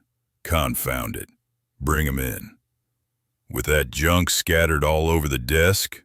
"Oh, all right. I told him you're eccentric." I had kept my voice lowered. Now I lowered it some more to let him know how Kimball had shaped up and what I had said to him. He nodded, and I went to get Kimball. Kimball had his worried, amused look back on again.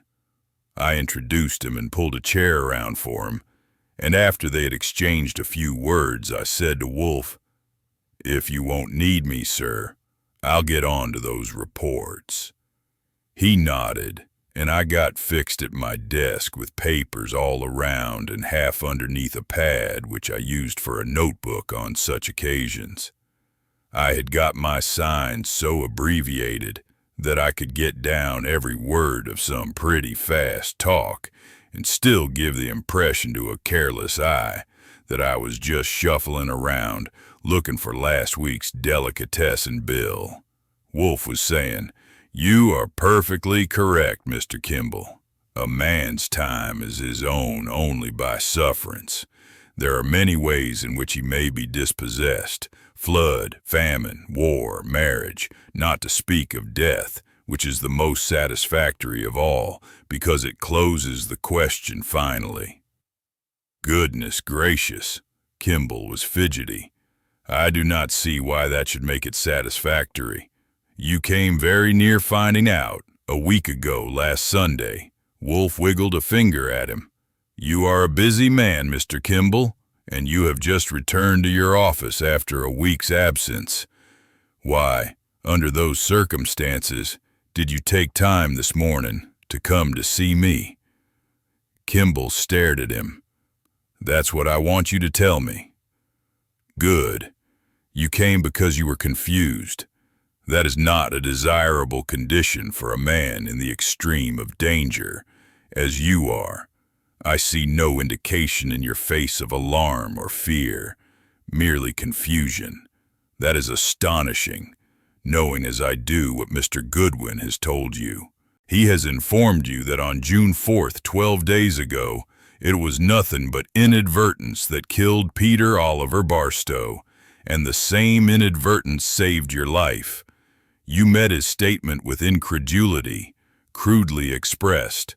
Why? Because it's nonsense." Kimball was impatient. "Rubbish. Before you said poppycock. Why? Because it is. I didn't come here to argue about that. If the police get into difficulties trying to explain something they don't happen to understand and want to make up any sort of a fancy tale to cover themselves, that's all right. I believe in letting every man handle his own business his own way, but they don't need to expect me to take any stock in it, and they can leave me out of it. I'm a busy man with something better to do.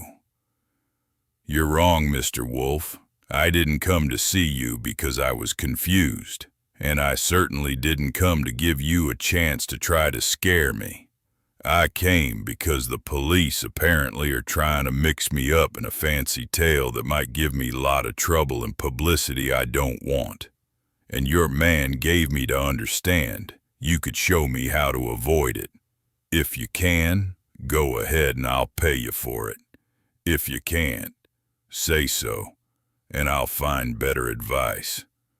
Well, Wolfe leaned back in his chair and let his half-shut eyes study the broker's face. Finally, he shook his head. I'm afraid I can't show you how to escape trouble, Mr. Kimball. I might, with good fortune, show you how to escape death. Even that is uncertain. I have never expected to escape death. Do not quibble. I mean, of course, unpleasant and imminent death. I shall be frank with you, sir. If I do not at once bid you good day and let you depart on your business, it is not because of my certain knowledge that you are confronting death like a fool. I refrain from contributing to certain Christian enterprises because I think that no man should be saved by coercion. But here I am, guided by self-interest. Mrs. Barstow has offered a reward of $50,000 for the discovery of her husband's murderer. I intend to discover him, and to do so, I need only learn who it was that tried to kill you on June 4th and will proceed to do so within a reasonable time, if means are not found of preventing him. If you will help me, it will be convenient for both of us. If you will not, it may well be that only through some misstep or mischance in his successful second attempt shall I be able to bring him to account for his abortive first one. Naturally, it would be all the same to me. Kimball shook his head, but he didn't get up. Instead, he was settling into his chair. Still, he showed no sign of alarm. He merely looked interested. He said, "You're a good talker, Mr. Wolfe. I don't think you're going to be of any use to me, since you seem to like fancy tales as well as the police, but you're a good talker." "Thank you. You like good talking?" Kimball nodded. "I like everything good. Good talking, and good trading, and good manners, and good living. I don't mean high living. I mean good. I've tried to live a good life myself, and I like to think everyone else does. I know some can't, but I think they try to. I was thinking of that in the car a little while ago, riding up here with your man. I'm not saying that the tale he told me made no impression on me at all. Of course it did. When I told him it was poppycock, I meant it, and I still mean it. But nevertheless, it got me thinking. What if somebody had tried to kill me? Who would it be?" He paused, and Wolfe murmured at him, "Well, who would it be?" "Nobody?" Kimball was emphatic. I thought to myself, if this guy turns out like Barstow, so lovable a mosquito wouldn't bite him, I'm through.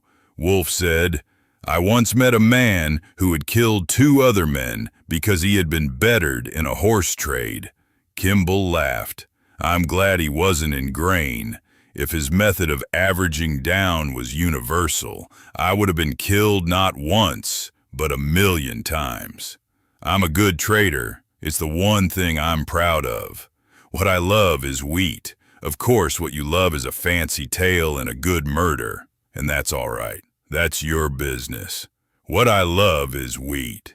Do you know there are 700 million bushels of wheat in the world? And I know where every one of them is this minute. Every one. You probably own 100 or so yourself. No, not one. I'm out. Tomorrow I'll be back in, or next week. But I was saying, I'm a good trader. I've come out on top in a good many deals, but no one has any kick coming. I've stuck to the rules.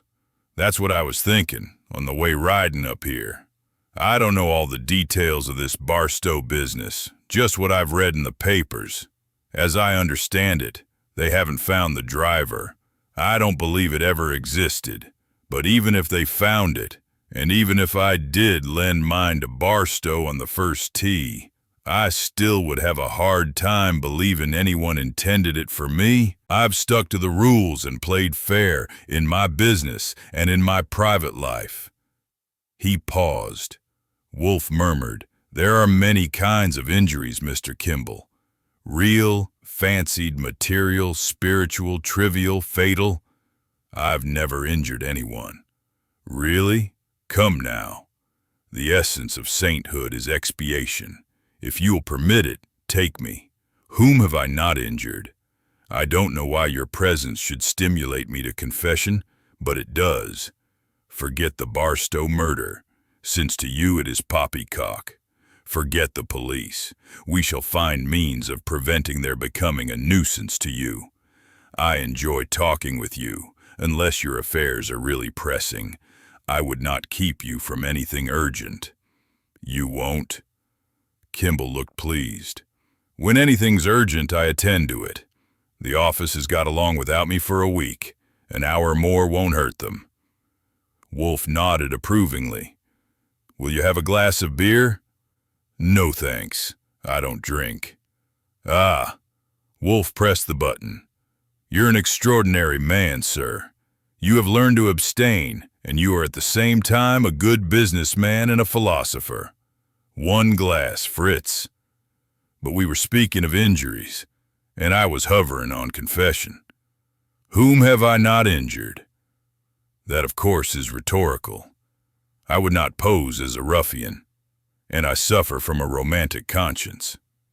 Even so, making all allowances, it is not easy for me to understand why I'm still alive. Less than a year ago, a man sitting in the chair you now occupy promised to kill me at his earliest convenience. I had pulled the foundations of his existence from under him from purely mercenary motives. There is a woman living not 20 blocks from here, and a remarkably intelligent one, whose appetite and disposition would be vastly improved by news of my death. I could continue these examples almost to infinity, but there are others more difficult to confess and more impossible to condone. Thank you, Fritz. Wolfe removed the opener from the drawer and opened a bottle and dropped the cap into the drawer before he closed it again. Then he filled a glass and gulped it down. Kimball was saying, "Of course every man has to take the risks of his profession." Wolfe nodded. "That's the philosopher in you again. It is easy to see, Mr. Kimball, that you are a cultured and an educated man. Perhaps you will understand the obscure psychology which prompts, well, me, for instance, to persist in an action which deserves unqualified condemnation. There is a woman under this roof at this moment, living on the top floor of this building, who cannot wish me dead only because her heart is closed to venom by its own sweetness. I torture her daily, hourly. I know I do, and that knowledge tortures me. Still, I persist. You can guess at the obscurity of the psychology and the depth of the torture when I tell you that the woman is my mother. I got it all down as he said it, and I almost glanced up at him in surprise. He said it so convincingly, with little emotion in his voice, but the impression that the feeling underneath was so overwhelming that it was kept down only by a determined will. For a second, he darn near had me feeling sorry for his mother, though it was I who, balancing the bank account each month, checked off the debit item for his remittance to her at her home in Budapest.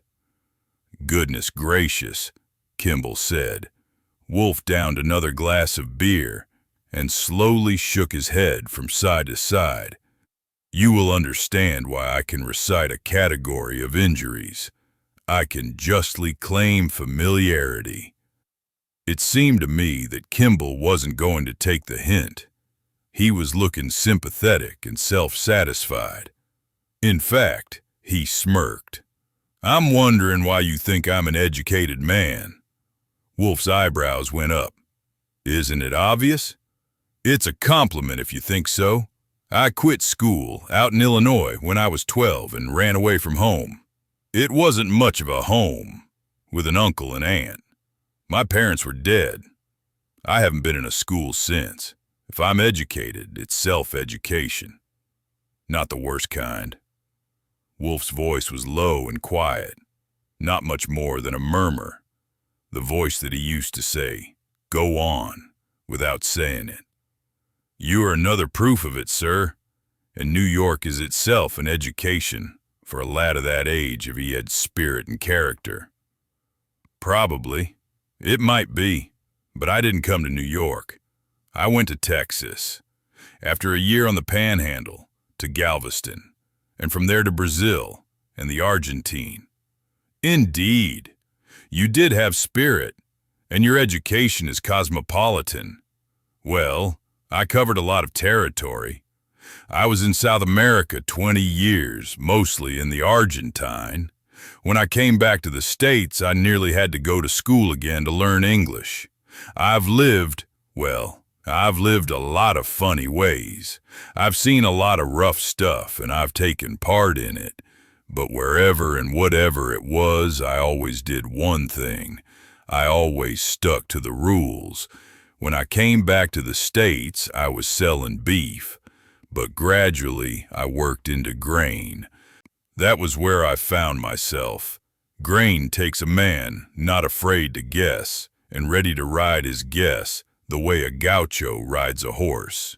You were a gaucho? No, I've always been a trader. It was born in me. Now I wonder if you would believe this. Not that I'm ashamed of it. Sitting in my office sometimes, with a dozen markets waiting to see which way I'm going to jump, I remember it and I'm proud of it. For 2 years, I was a rope peddler. Not really. Yes, 3,000 miles a season in the saddle. I still show it when I walk. Wolfe was looking at him admiringly. A real nomad, Mr. Kimball? Of course you weren't married then. No, I married later in Buenos Aires. I had an office then on the Avenida de Mayo. He stopped. Wolfe poured another glass of beer. Kimball was looking at him, but his eyes were following the movement without seeing it, for obviously the vision was inside. Something had pulled him up short and transported him to another scene. Wolfe nodded at him and then murmured, "A memory, I know." Kimball nodded back. "Yes, a memory. That's a funny thing. Goodness gracious. It might almost seem as if I had thought of that on account of what you said about injuries. The different kinds. Fancied injuries. Fatal injuries. But this wasn't one at all. The only injury was to me. And it wasn't fancied. But I have a conscience too, as you said you have, only I don't think there's anything romantic about it. The injury was to you. Yes, one of the worst injuries a man can suffer. It was 30 years ago, and it's still painful. I married a girl, a beautiful Argentine girl, and we had a baby boy. The boy was only 2 years old when I came home from a trip a day too early and found my best friend in my bed. The boy was on the floor with his toys. I stuck to the rules. I've told myself 1,000 times that if I had it to do over, I'd do it again. I shot twice. Wolfe murmured, "You killed them." I did. The blood ran onto the floor and got on one of the toys. I left the boy there. I've often wondered why I didn't shoot him too, since I was sure he wasn't mine, and went to a cafe and got drunk. That was the last time I drank. You came to the States? A little later, a month later. There was no question of escaping. You don't have to run away from that in the Argentine, but I wound things up and left South America for good. And I've only been back once, 4 years ago. You brought the boy with you? No, that's what I went back for. Naturally, I didn't want him. My wife's family took him. They lived out on the Pampa. That's where I got her from.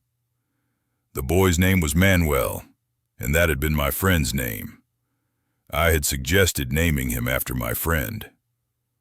I came back alone, and for 26 years I lived alone, and I found the market a better wife than the one I had tried. But I suppose there was a doubt in me all the time. Or maybe as a man gets older, he softens up. Maybe I just got lonely. Or maybe I wanted to persuade myself that I really had a son. 4 years ago, I got things in shape and went to Buenos Aires. I found him right away. The family had gone broke when he was young, and they were mostly dead, and he had had a hard time of it, but he had made good. When I found him, he was one of the best aviators in the Argentine army. I had to persuade him to break away. For a while he tried my office, but he wasn't cut out for it, and he's going into the airplane business with my money. I bought a place up in Westchester and built a new house on it, and I only hope when he gets married he won't take any trips that end the way mine did. Of course he knows about his mother. I don't think so. I don't know. It's never been mentioned. I hope not. Not that I've got any remorse about it. If I had it to do over, I'd do it again. I don't pretend, even to him, that Manuel is exactly the son I would want to get if I could just file a buy order. After all, he's Argentine and I'm Illinois. But his name's Kimball, and he's got a head on him. He'll get an American girl, I hope, and that will even it up. Indubitably. Wolfe had left his beer untasted so long that the foam was gone, leaving it as still as tea. He reached for the glass and gulped it. Yes, Mr. Kimball, you proved your point. The injury was to you. But you, let us say, took care of it. If there was an injury to the boy, you are repairing it handsomely. Your confession is scarcely as damaging as mine. I perforce admit culpability. As Mr. Goodwin would say, I have no out. But if the boy feels the injury? No. But if by chance he does? I saw Kimball's eyes fall.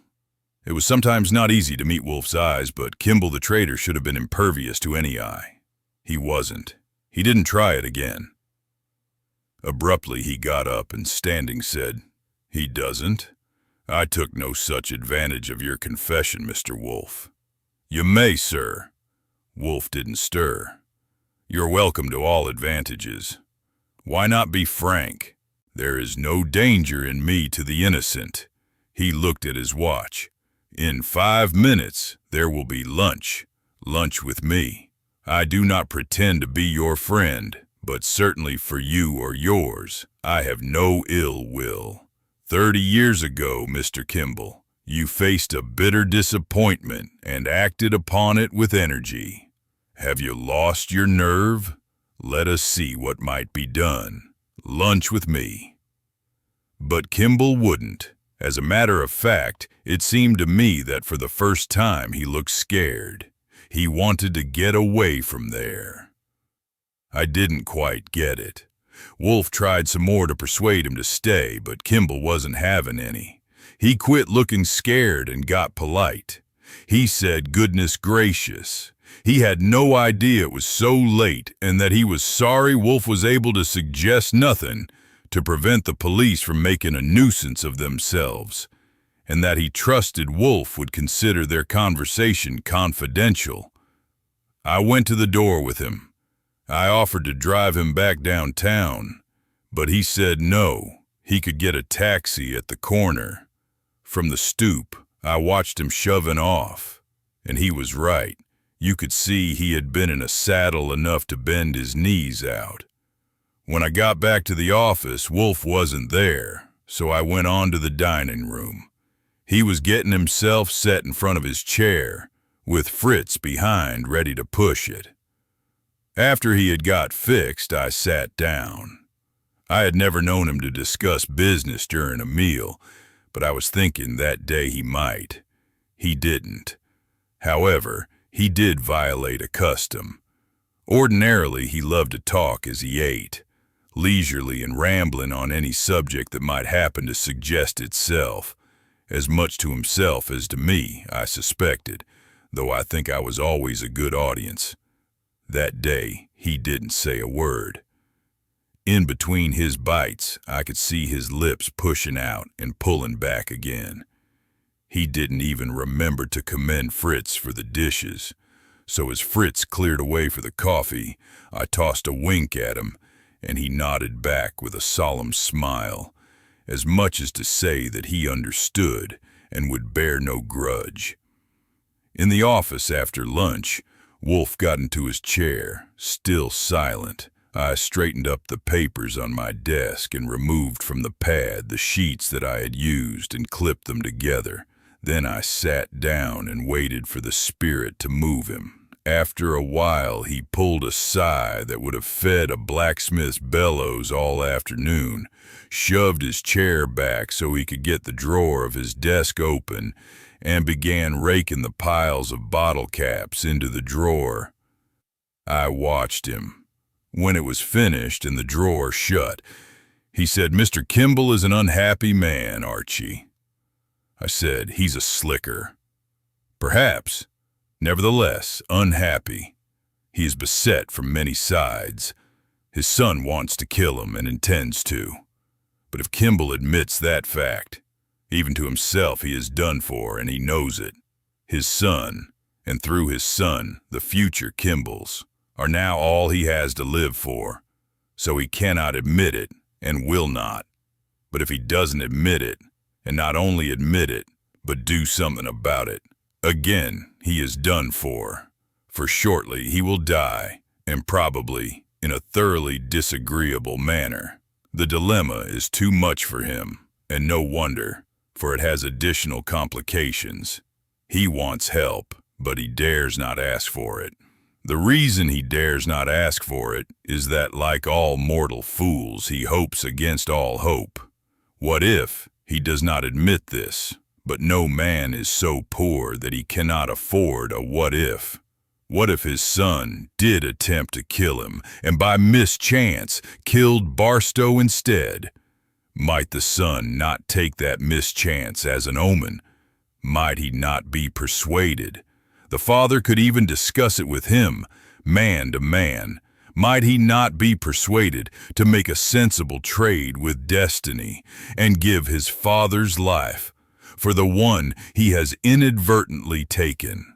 That way, Kimball could live to see a grandchild on his knee. In the meantime, until that trade, which would be the most triumphant one of his career, could be consummated, there would be great and constant danger. It would be enough to frighten a younger and an honester man. But he dares not ask for help, for in doing so, he would expose his son to a peril as great as the one that confronts himself. It is an admirable dilemma. I have rarely seen one with so many horns and all of them so sharp. It so confused Kimball that he did something which I suspect has been rare with him. He acted like a fool. He exposed his son without gaining any protection for himself. The facts behind the fear he blurted out. The fear itself he denied. Wolfe stopped. He leaned back in his chair and let his chin fall and laced his fingers on his belly. "Okay," I said. "Okay for Kimball. Now, Manuel, I told you he made me nervous, but aside from that, shall I take the typewriter and make a list of all the swell proof we have that he killed Barstow?" "Confounded." Wolfe sighed. "I know. The picture must be varnished. The can is empty, Archie. In fact, the can itself is gone. There is nothing. I nodded. If I may make a suggestion, there is a flying field at Armonk, which is only a few miles from Pleasantville. If I may drive up there and get curious. You may, but I doubt if he used a public flying field. He would prefer privacy. So before you go, try this. Take this down. Long? Very short. I got a pad and pencil. Wolfe dictated. Whoever saw me land in the pasture with my airplane, Monday evening, June 5th, please communicate. Am winning a bet and will share. I said, good, swell, but it might have been a golf links. Wolfe shook his head. Still too public and too much loud objection. Leave it pasture. It will have to be definite. No, do not phone it. Stop at the Times office on your way uptown. Leave it and make sure the answers will reach us. Also, yes, the other papers, morning and evening, with similar proper arrangements. Manuel Kimball is ingenious enough to be annoying. Should he see the advertisement, it might occur to him to acquire the answers. I got up. All right, I'm off. Just a moment. Does White Plains come before Armonk? Yes. Then on your way, see Anderson. Tell him everything except Carlo Maffei and the Argentine. Present it to him, a fine gesture. Also tell him that E.D. Kimball is in imminent and constant danger and should have protection. Kimball, of course, will deny it, and the precaution will be futile. Nevertheless, when men undertake to meddle in the affairs of violent persons as you and I do, certain duties are assumed and should not be neglected. I knew it had to be done, but I said, I'd just as soon give Anderson a piece of information as tip a subway guard. Soon now, Wolfe replied. We may be in a position to send him a bill. Chapter 14. What with stopping to put the ads in and the Friday afternoon summer traffic, by the time I got to the district attorney's office in White Plains, it was nearly 4 o'clock. I hadn't bothered to telephone ahead to see if Anderson or Derwin would be in, because I had to go through White Plains anyhow to get to Armonk. They were both there. The girl at the desk threw me a smile when I went up to her, and I liked that. When the time comes that they stop remembering you, it means that your pan is losing its shine. Instead of asking my name or who I wanted to see, she nodded and pressed down a key on the switchboard. I said, "Who do you think I am, the prodigal son?" She said, "They'll kill you instead of the calf." After she had talked into the phone a couple of seconds, one of the doors snapped open and Derwin came out. He came up to me. "What do you want?" I grinned. "This is hot. Can you get Ben Cook here in a hurry?"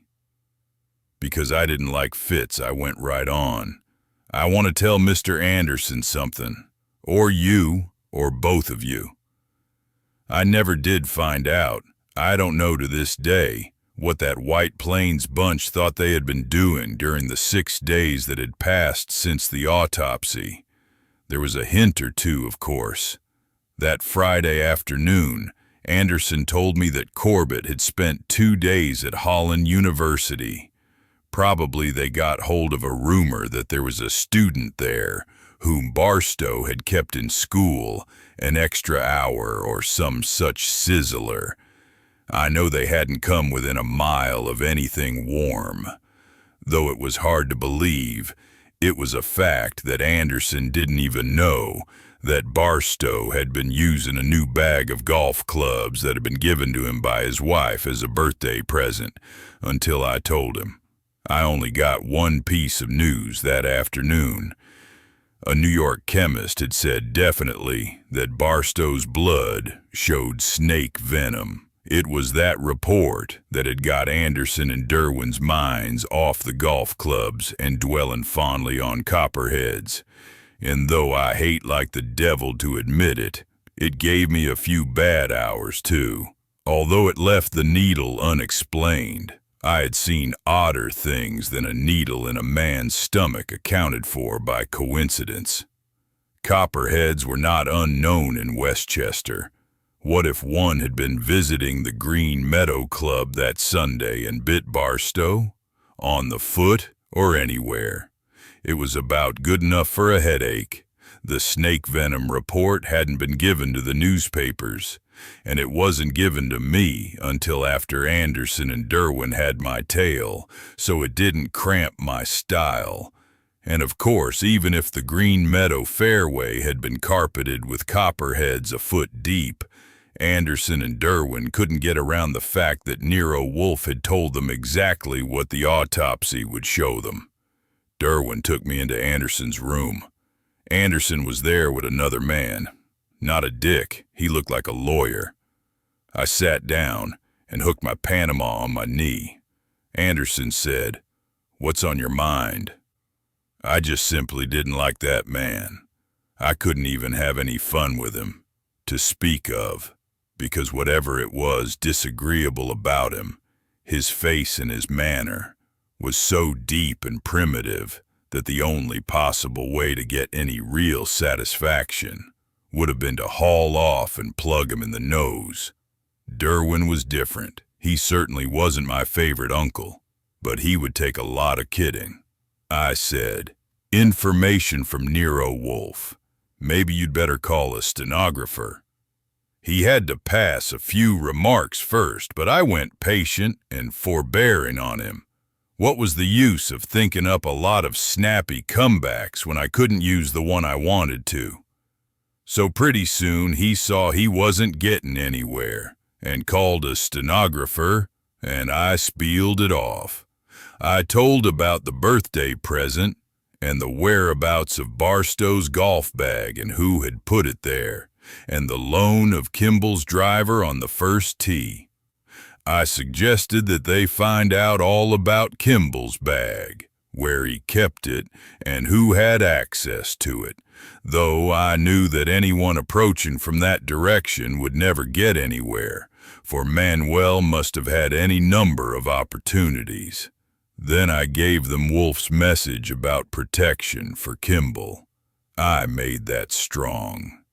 I said that Wolfe felt that the responsibility for the safety of a citizen whose life was in jeopardy was a burden for the authorities to assume, and that he would not be answerable to himself or anyone else for anything that might happen to E.D. Kimball at any moment.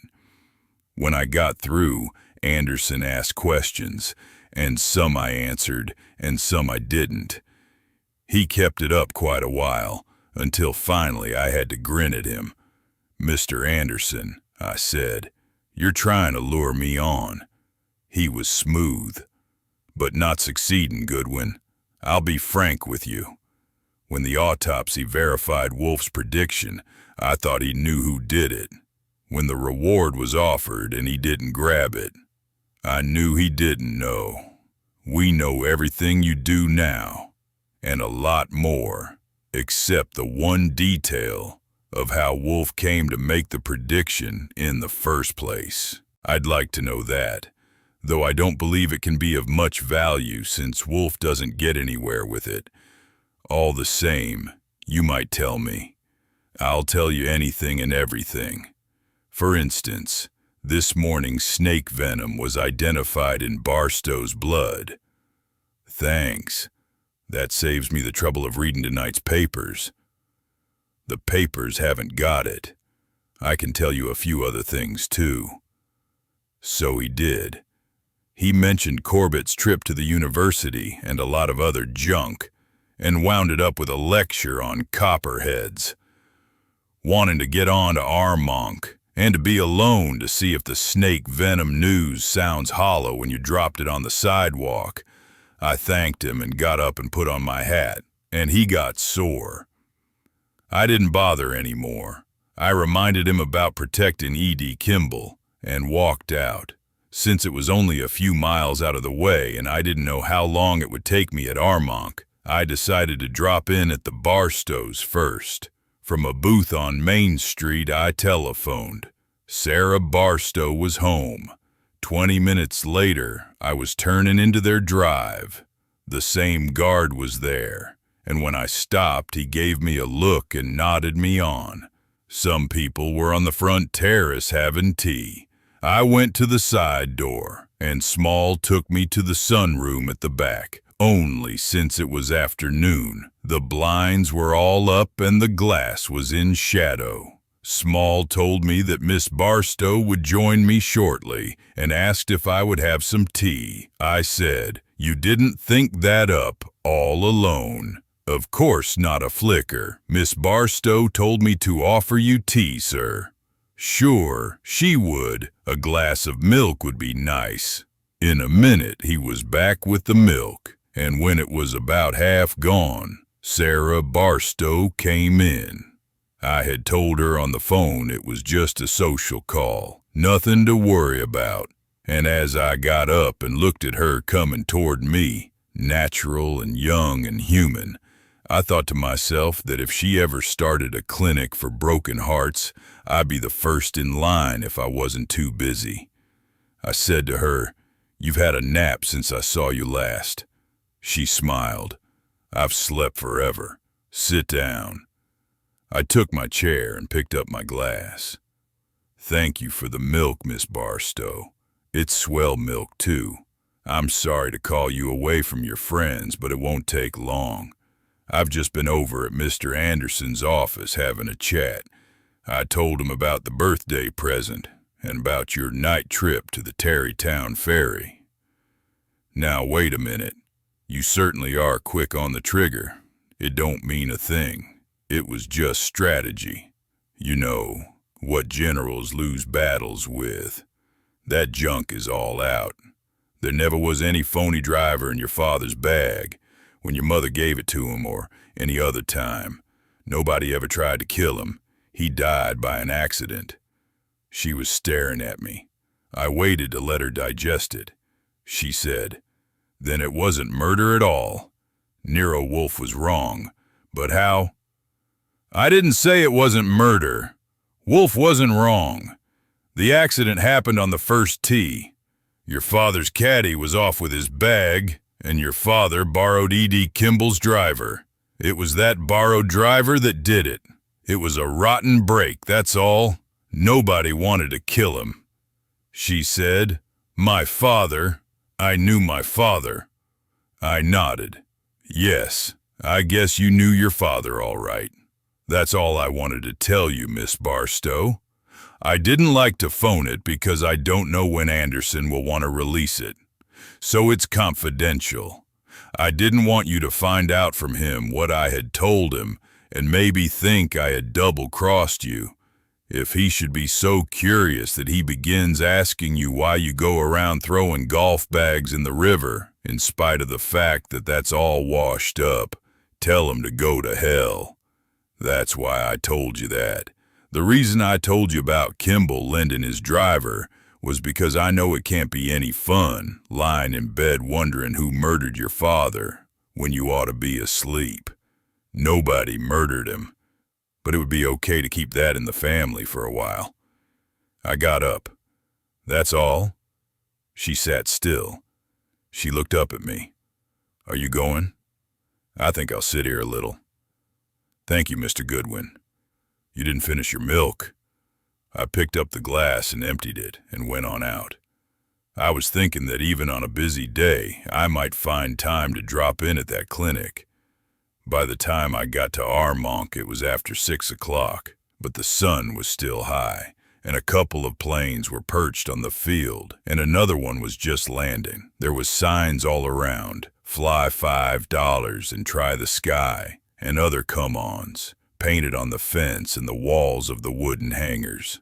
It wasn't much of a field as far as equipment was concerned. That is, it wasn't very elaborate, but the field itself was good-sized and well-kept and flat as a pancake. I parked the roadster off the highway and went through the gate alongside one of the hangars. There was no one around outside except the pilot and two passengers getting out of the plane that had just landed. I went along looking in the doors, and in the third hangar found a couple of guys throwing pennies at a crack. They straightened up and looked at me, and I nodded. "Hello," I grinned. "I hate to interrupt your game, but I'm looking for a map, a bound book of flying maps. Maybe that isn't the technical term for it, but I'm not a flyer." One of them was just a kid. The other one, a little older, in a mechanic's uniform, shook his head. "We don't sell maps." "I don't mean I want to buy one. I'm looking for one, bound in red leather that my brother left here a week ago, Monday. June 5th it was. You probably remember. He knew I was coming past here today on my way to the Berkshires and asked me to stop and get it. He landed here at your field, in his private plane, around 6 o'clock that evening, and took off again around 10. He's pretty sure he must have left the map here somewhere." The mechanic was shaking his head. "He didn't land at this field." I was surprised. "What? Of course he did. He ought to know what field he landed at." "Maybe he ought to, but he don't. Not if he says he landed here. There's been no machine here except ours for over a month, except a biplane that came down one morning last week." "That's funny." I couldn't understand it. "Are you sure? Maybe you weren't here." "I'm always here, mister. I sleep here. If you ask me, I think your brother had better find his map. I think he needs it." "It sure looks that way. Are there any other fields around here?" "Not very close. There's one at Danbury and one up toward Poughkeepsie." "Well, this is one on him. Sorry I interrupted your game. I'm much obliged." "Don't mention it." I went out and sat in the roadster to decide what to do. The mechanic hadn't talked like a man earning the 5 spot that someone had given him to keep his mouth shut. He had just been telling what had happened, or rather what hadn't happened. Armonk was out. Poughkeepsie too. For although Manuel might have made it there in 20 minutes in his plane, he had to have time to get to wherever he had left his car and drive to where he was going to meet Carlo Maffei. He had almost certainly met Maffei near some subway station uptown in New York, and the date had been for 7:30.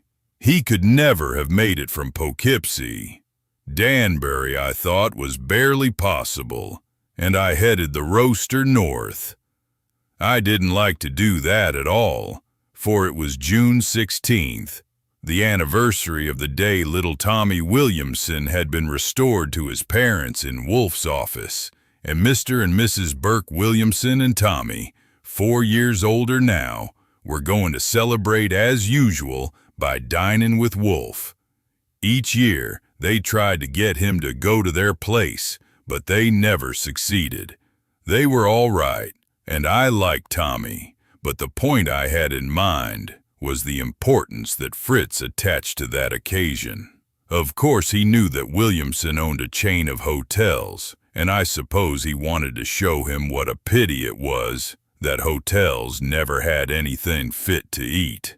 As Saul Panzer would say, "Lovin' babe, what a feed." 1/5 of that cargo was labeled for my hold, and instead of being there to stow it away where it belonged, at 8 o'clock that evening, I was unenjoying myself at a fern and palm joint in Danbury with a plate of liver and bacon that had absolutely been fried in differential grease. Nothing went right in Danbury. After the lubricated liver, I went out to the flying field. Nobody knew anything. I waited around, and finally, long after dark, a man showed up who gave me complete dissatisfaction. He kept records but didn't need to, for he remembered what minute the sun had set every day since Easter. When I left, I was certain that Manuel Kimball had never been near the place, and though it was a grand summer night, I didn't particularly enjoy the drive back to New York. It was after midnight when I reached 35th Street. The Williamsons had departed, and Wolfe had gone to bed. In the top drawer of my desk was a note in his fine, slender writing. Archie, if you learn nothing in the morning, try the metal worker advertisement. And if your grace and charm can again entice Miss Fiore, have her here at 11, N.W. I never like to eat late at night unless it seems unavoidable, but I went to the kitchen anyhow for a glass of milk and to look sadly over the remains, like a man visiting the graveyard where his sweetheart's bones are resting. Then I went on upstairs and turned in. I slept late. While I was eating breakfast, Fritz told me about the dinner I had missed, but I was only politely interested. Yesterday's meals never concerned me much. Looking through the newspaper, I turned to the classified ads to see the one I had put in the day before. It was there, and I thought it read good. Before I went out, I went to the office and cleaned around a little, for it wasn't going to be much of a morning. One of the various little things that were keeping me doubtful about Manuel Kimball was the fact that the metal worker ad was keyed at the downtown office. Wouldn't he have been more apt, since even a man plotting murder will not ignore convenience, to use Times Square or 125th Street? But of course that wasn't a real objection, just one of the little things you think about when you're looking around for something to hang a chance on. In any event, I was counting on getting nowhere with that ad. That's where I got to walk into the Times downtown classified ad office and try to find out what girl took a particular ad 2 months before and what kind of a person handed it in and who called for the replies was about like asking a Coney Island lifeguard if he remembers the fellow with a bald head who went in bathing on the 4th of July. I had stopped at the DA's office on the way down and got Pearlie Stebbins to go with me with his badge, but the only one that did any good was him, since I had to buy him a drink. By going over the files, I did learn that the ad had appeared in the issue of April 16, and while that spoiled nothing since it fitted in all right, I couldn't even figure that it paid for the drink. I took Pearlie back to his Temple of Justice and went on to Sullivan Street. Mrs. Ricci wasn't going to let me in. She came to the door herself and put on a scowl as soon as she saw me. I grinned at her and told her I had come to take Anna Fiore for a ride, and I behaved like a gentleman in the face of all her observations until she began shoving the door on me so hard that my foot nearly slipped. Then I got businesslike. "See here, Mrs. Ricci, wait a minute. You might as well listen while you've still got some breath. Now listen, Anna is in bad. Not with us, but with the police. Cops. She told us something that could get her in a lot of trouble if the police knew it. They don't know it, and we don't want them to know it, but they suspect something. My boss wants to put Anna wise. He's got to. Do you want her to go to jail? Come on now, and cut out the injured womanhood." She glared at me. "You just lie." "No, never. Ask Anna. Trot her out. You stay here." "Right." She shut the door, and I sat down on the top step and lit a cigarette. Since it was Saturday, the street was a madhouse again. I got hit on the shin with a ball, and my eardrums began to stretch out. But otherwise, it was a good show. I had just flipped the butt away when I heard the door open behind me and got up. Anna came out with her hat and jacket on. Mrs. Ricci, standing behind her on the threshold, said, "I phoned Miss Maffei. She says you're all right. Anyway, I don't believe it. If you get Anna into trouble, my husband will kill you. Her father and mother are dead, and she is a good girl. no matter if her head is full of flies. "Don't you worry, Mrs. Ricci," I grinned at Anna. "Don't you want to go for a ride?" She nodded, and I led her out to the roadster. If I ever kill anybody, I'm pretty sure it will be a woman. I've seen a lot of stubborn men, a lot of men who knew something I wanted to know and didn't intend to tell me, and in quite a few cases, I couldn't make him tell no matter what I tried. But in spite of how stubborn they were, they always stayed human. They always gave me a feeling that if only I hit on the right lever, I could pry it out of them. But I've seen women that not only wouldn't turn loose, you knew damn well they wouldn't. They can get a look on their faces that would drive you crazy, and I think some of them do it on purpose.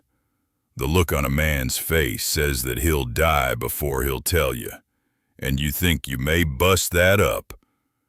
A woman's look says that she would just about as soon tell you as not, only she isn't going to. I sat and watched Anna Fiore for an hour that morning while Wolfe tried every trick he knew. And if she got away whole, it was only because I remembered that you mustn't kill the goose that has the golden egg inside of her, even if she won't lay it. Of course, I didn't know whether she really had the golden egg, and Wolfe didn't either. But there was no other goose we could think of that had any eggs at all. Anna and I got to 35th Street before 11 and were waiting for Wolfe when he came down. He started on her easy, as if all he wanted to do was tell her a story, not to get anything out of her, just to keep her informed. He told her that the man who had sent her the $100 was the one who killed Carlo Maffei, that he was wicked and dangerous, that the man knew that she knew something he didn't want known, and that he might therefore kill her, that Miss Maffei was a nice woman, that Carlo Maffei had been a nice man and should not have been killed, and that the man who had killed him should be caught and punished. Looking at Anna's face, I saw we were up against it. Wolfe went into the subtleties of contract. He explained several times, using different kinds of words, that a contract between two parties was valid only when they both voluntarily agreed to it. She was under no contract of silence with the murderer because no contract had been made. He had merely sent her money and told her what to do. He had even given her an alternative. She could have burned the money if she had wanted to. She could burn it now. Wolfe opened the drawer of his desk and took out 5 new $20 bills and spread them out in front of her. "You can burn them now, Miss Fiore. It would be sacrilege, and I would have to leave the room, but Mr. Archie will help you. Burn them, and you may have these to take their place. You understand? I will give you these. Here, I lay them on the desk. You still have the money?" She nodded. "In your stocking?" She pulled up her skirt and twisted her leg around, and the bump was there. Wolfe said, "Take it out." She unfastened the top of her stocking and reached inside and pulled out the 20s and unfolded them. Then she looked at me and smiled. "Here," Wolfe said. "Here are matches. Here's a tray. I shall leave the room, and Mr. Archie will help you and give you this new money. Mr. Archie would be very pleased." Wolfe glanced at me, and I said, "Come on, Anna. I know you've got a good heart. You knew Mr. Maffei. I was good to you, and you ought to be good to him. We'll burn it together, huh?" I made the mistake of reaching out with my hand, just starting to reach out, and the 20s went back into her sock like a streak of lightning. I said, "Don't get scared, and don't be foolish. Nobody will touch your money as long as I'm around. You can burn it yourself. I won't even help you." She said to me, "I never will." I nodded. You said that before, but you see it's different now. Now you have to burn it to get this other money. She shook her head, and what a look she had on her face. She may not have had much of a mind, but what there was of it was all made up. She said, I don't have to. I never will. I know, Mr. Archie, you think I'm not very bright. I think that too because everybody says I'm not. But I'm not dumb. I mean, I'm not all dumb. This is my money, and I never will burn it. I won't spend it until I can get married. That's not very dumb. You'll never get married if the man kills you the way he killed Mr. Maffei. He won't kill me.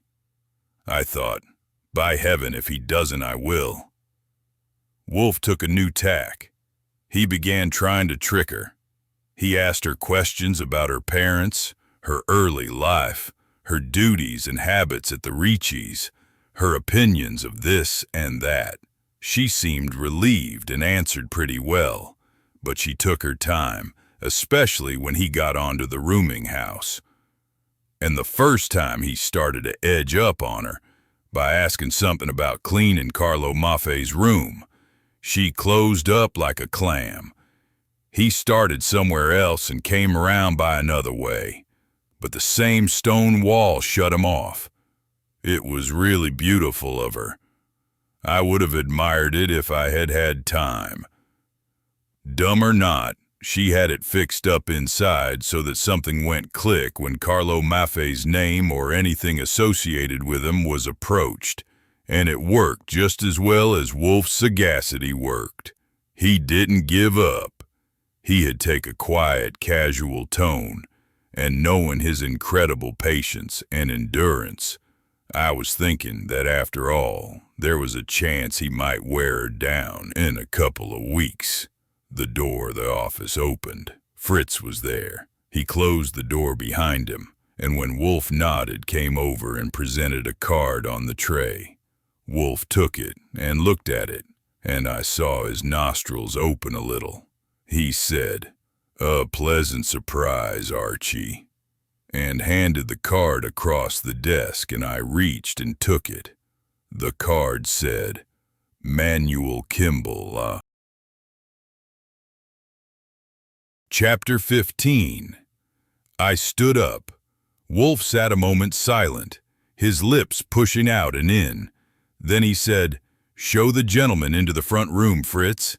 The hall is so dark I would scarcely recognize his face if I saw him there. Just a moment. Be sure the blinds are up in the front room, and leave the door to the hall open, so there will be plenty of air." Fritz went out.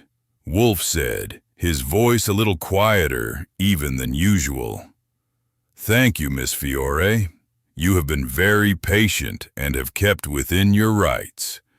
Would you mind if Mr. Archie does not take you home? He has work to do. Mr. Fritz is an excellent driver. Archie, will you take Miss Fiore to the kitchen and arrange with Fritz? You might then accompany her to the entrance." I nodded. "I get you. Come on, Anna." She started too loud. "Can't Mr. Archie? Don't talk. I'll take you home some other day. Come on." I got her into the kitchen and explained to Fritz the pleasure that awaited him. I don't think I had ever really felt sorry for Anna until I saw that Fritz didn't blush when I told him to take her home. That was terrible, but I left the feeling sorry for later. While Fritz was getting off his apron and his coat and hat on, I was figuring how to handle it. I said, "Look here, Anna, let's have some fun. You said something about getting married, and that made me wonder what kind of a man you'd like to marry. There's a man sitting in the front room now. I'll bet he's just the kind. Very good looking. As we go out, we'll stop and look through the door at him. And then I'll go outside with you and you'll tell me if he's the kind. Will you do that?" Anna said, "I know the kind." "All right, don't talk. I don't want him to hear your voice, so he won't know we're looking at him. Ready, Fritz?" We went out. Fritz had followed instructions and left the door open between the hall and the front room, and I steered Anna to the left of the hall so she wouldn't be too close to the door. Manuel Kimball was in there, a good view, in an armchair with one knee hanging over the other. Having heard our steps, he was looking in our direction, but it was so dark in the hall he couldn't see much. I had a hand on Anna's elbow and my eyes on her face as she looked in at Kimball. I let her look a couple of seconds and then eased her toward the entrance, where Fritz was holding the door open for us. Outside, I closed the door behind me. "Is that the kind you like, Anna?" "No, Mr. Archie, if I tell you. Some other day. That's the girl. So long." "It won't matter if lunch is late, Fritz. I've an idea we may be late too, and there'll be no guest." I ducked back in and went past the open front room door to the office. Wolfe hadn't moved. I said, "She never saw him before. Or if she did, she could give Lynn Fontaine a furlong start and lope in ahead of her." He inclined his head. I asked, "Shall I bring him in?" He inclined his head again. I went directly through to the front room by the connecting door. Manuel Kimball got up from his chair and faced around and bowed. I said, "Sorry to keep you waiting. We had a young lady client who thinks we can bring back her husband just by whistling to him, and it's not that easy. Come this way." Wolfe didn't feel formal enough to get up, but he kept his hands laced on his belly. As I led Manuel toward him, he said, "How do you do, Mr. Kimball? You will forgive me for not rising. I am not rude, merely unwieldy. Be seated." I couldn't see any signs that Manuel Kimball was suffering with agitation, but he did look concentrated. His black eyes seemed smaller than when I had seen him before, and concerned with something too important to permit of darting around everywhere to see what they could see. He was wiry and neat in a lightweight, finely tailored suit with a yellow bow tie and yellow gloves in his pocket. He wasn't bothering with me. After he got into the chair, which was still warm from Anna Fiore, his eyes went to Wolfe and stayed there. Wolfe asked, "Will you have some beer?" He nodded his head. "Thank you." I took the hint. In the kitchen, I got a couple of bottles from the ice box and a glass from the shelf and fixed up a tray. I made it snappy because I didn't want to miss anything. I went back with the tray and put it on Wolfe's desk, and then sat down at my desk and pulled some papers out of a drawer and got things fixed up. Manuel Kimball was talking. "Told me of his visit to your office yesterday. My father and I are on a completely confidential basis. He told me everything you said to him. Why did you say what you did?" "Well," Wolfe pulled out his drawer to get the opener, removed the cap from a bottle, and dropped it into the drawer, and filled a glass. He watched the foam a moment, then turned back to Manuel. "In the first place, Mr. Kimball, you say that your father repeated everything to you that I told him. You can hardly know that. So let us be properly selective. Your tone is minatory. What specifically do you wish to berate me for? What did I say to your father that you would rather I had left unsaid?" Manuel smiled and got colder. "Don't try to twist my words, Mr. Wolfe. I am not expressing my preferences. I am asking you to account for statements that seem to me unwarranted. I have that right, as the son of a man who is getting old. I have never before seen my father frightened, but you have frightened him. You told him that Barstow was killed as a result of borrowing my father's golf driver." "I did indeed. You admit it. I trust that your man there taking this down will include your confession. What you told my father is criminal nonsense. I have never believed the tale of the poison needle as regarded Barstow. I believe it less now. What right have you to invent such absurdities in distress? First the whole Barstow family, now my father with them. Probably it is actionable. My lawyer will know about that. Certainly it is unjustifiable, and it must be stopped. I don't know. Wolfe appeared to be considering. As for me, I was handing it to Manuel for being cute enough to get what I was doing in the first 5 minutes. Not many had done that. Wolfe downed a glass of beer and wiped his lips. I really don't know. If it is actionable at all, I suppose it could only be through a complaint of libel from the murdered. I don't suppose you had that in mind.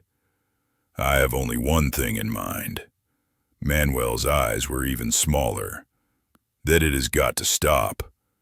But Mr. Kimball, Wolfe protested, give me a chance. You accuse me of inventing absurdities. I have invented nothing. The invention, and a most remarkable and original one, even brilliant, and I am careful of words, was another's. Only the discovery was mine. If the inventor were to say to me what you have said, I would put him down for a commendably modest man.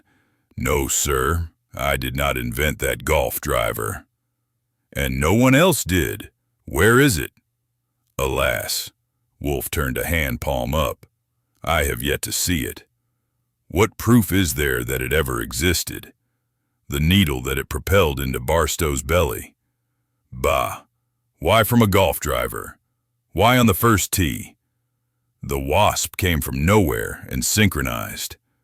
No good, Mr. Wolfe. Manuel's intent little black eyes were scornful. It's what I said, criminal nonsense. If you have no better proof than that, I repeat, I have a right to demand that you retract. I do so. I have this morning called on Mr. Anderson, the district attorney at White Plains. He agrees with me. I demand that you see my father and retract and apologize. Likewise, the Barstows, if you have told them. I have reason to suspect that you have. Wolfe shook his head slowly from side to side. After a moment, he said regretfully, It's too bad, Mr. Kimball. It is, but you caught the crow. Now you can eat it. No, you misunderstand me. I mean, it's too bad that you're dealing with me. I am perhaps the only man on this hemisphere whom your courage and wit cannot defeat, and by incredibly bad luck you find yourself confronted by me. I am sorry, but just as you have assumed a task suitable for your abilities, I have found one congenial for mine. You will forgive me for wheeling onto your flank, since you have made it impossible for me to meet you frontally. I hardly suppose that you expected your direct attack to gain its feigned objective. You could hardly have had so poor an opinion of me as that. Your true objective must have been concealed, and probably it was the discovery of the nature and extent of the evidence I have so far acquired. But surely you know that, for how else could I have foretold the result of the autopsy? I beg you, let me finish. Yes, I know when and where and by whom the golf driver was made. I know where the man who made it is now, and I know what results to expect from the advertisement which I inserted in this morning's newspapers and which you have perhaps seen. Not a muscle on Manuel's face had stirred, and no change was perceptible in his tone.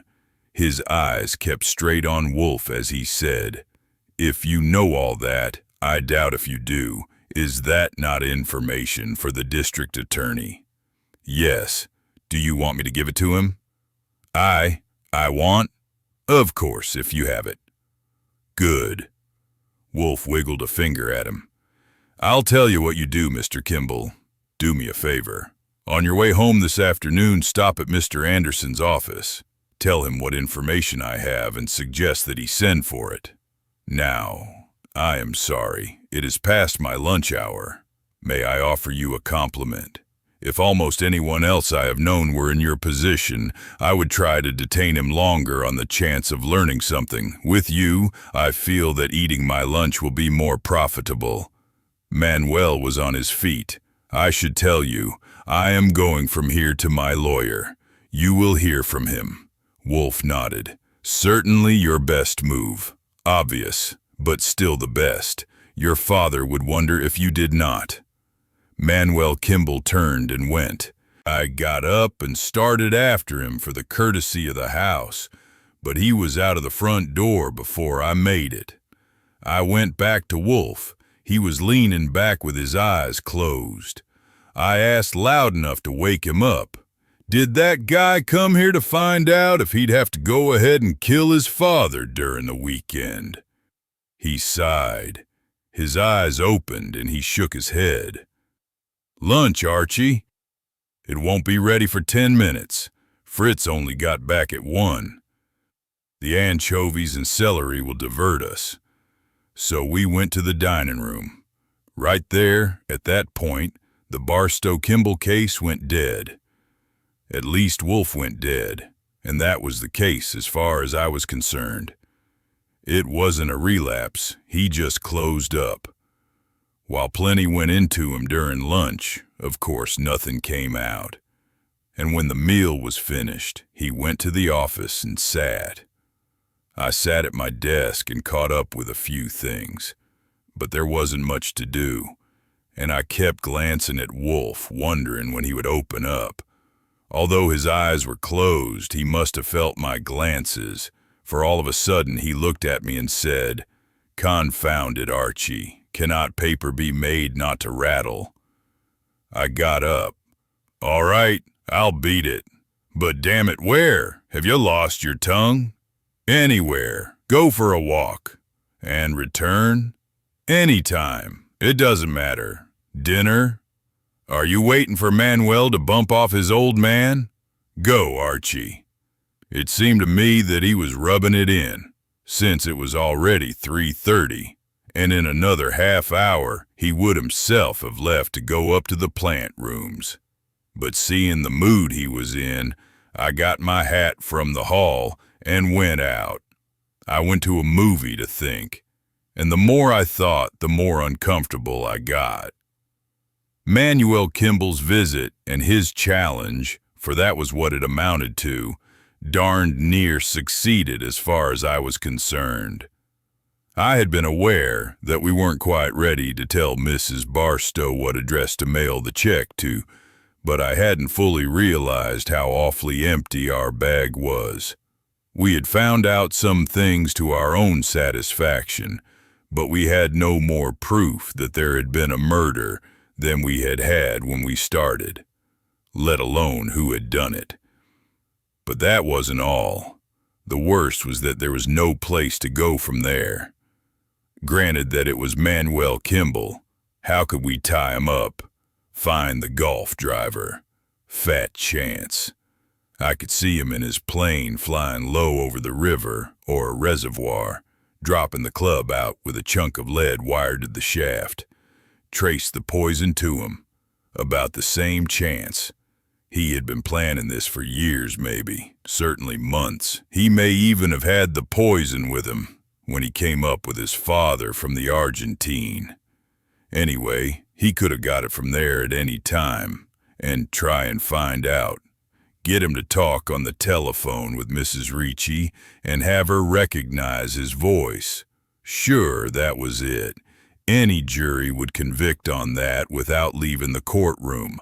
I sat in a movie 3 hours without seeing anything that happened on the screen, and all I got was a headache.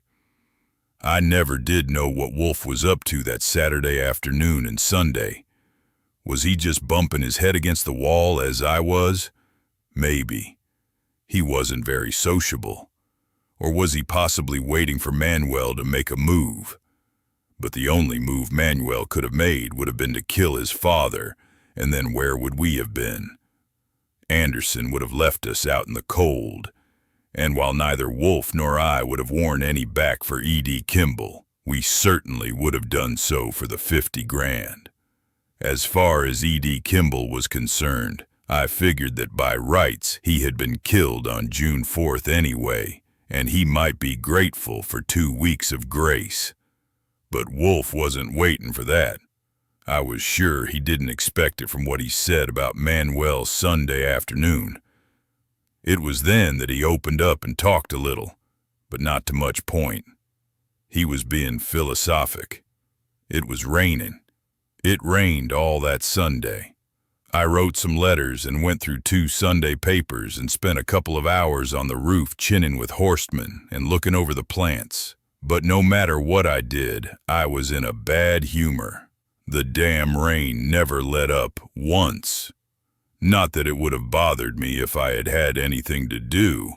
I don't notice rain or shine if I'm out in it busy.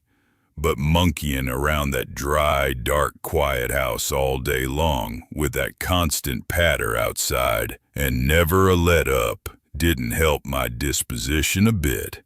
I was thankful when something happened around 5:30 that I could get good and sore about. I was in the office yawning over a magazine when the telephone rang. It took me a few seconds to unwind myself out of the armchair I was in and get across to my desk, and when I got the receiver to my ear, I was surprised to hear Wolfe's voice. He was answering from the plant room phone. He always took calls in the plant room when I was out, but usually when he knew I was in the house he left them to me. But it was his voice. "This is Wolfe." Another voice. "This is Durkin, Mr. Wolfe. Everything is okay. She went to church this morning, and a while ago she came out and went to a candy store and bought an ice cream cone. She's back in now, I expect for the night." "Thank you, Fred. You'd better stay there until 10 o'clock. Saul will be there in the morning at 7, and you resume at 2. "Yes, sir. Anything else?" "That's all." I banged the receiver onto the hook, thinking there was a chance it might crack Wolfe's eardrum. When he came into the office half an hour afterward, I didn't look up, and I was careful to be buried in my magazine enough to make sure it wasn't upside down. I held on to that pose another half hour, turning a page when I thought of it. I was boiling. Wolfe's voice, finally. "It's raining, Archie." I didn't look up. "Go to hell, I'm reading." "Oh, no, surely not in those fitful gusts." "I wish to inquire, would it be a good plan in the morning for you to collect the replies to our advertisement and follow their suggestions?" I shook my head. "No, sir. The excitement would be too much for me." Wolfe's cheeks folded up. "I begin to believe, Archie, that a persistent rain distresses you even more acutely than it does me. You're not merely imitating me." "No, sir. It's not the rain. You know damn well it isn't." I dropped the magazine on the floor and glared at him. "If the very best way you can think of to catch the cleverest murderer that ever gave me a highball is to start a game of tiddlywinks in Sullivan Street, you might at least have told me, so I could remember Durkin in my prayers. Praying is all I'm good for, maybe. What's Durkin trying to do? Catch Anna hawking the golf stick?" Wolfe wiggled a finger at me. "Compose yourself, Archie. Why taunt me? Why upbraid me? I am merely a genius, not a god. A genius may discover the hidden secrets and display them. Only a god could create new ones. I apologize to you for failing to tell you of Durkin. My mind was occupied. I telephoned him yesterday after you went for a walk. He is not trying to catch Miss Fiore, but to protect her. In the house, she is probably safe. Outside, probably not. I do not think Manuel Kimball will proceed to devise means of completing his enterprise until he is satisfied that there is no danger of his being called to account for his first attempt, which failed through no fault of his. It was perfectly conceived and perfectly executed. As for us, I see no possibility but Miss Fiore. Clever is too weak a word for Manuel Kimball. He has his own genius. I would not ask for a better means of defeating a rainy Sunday than contemplation of the beauty of his arrangements. He has left us nothing but Miss Fiore, and Durkin's function is to preserve her.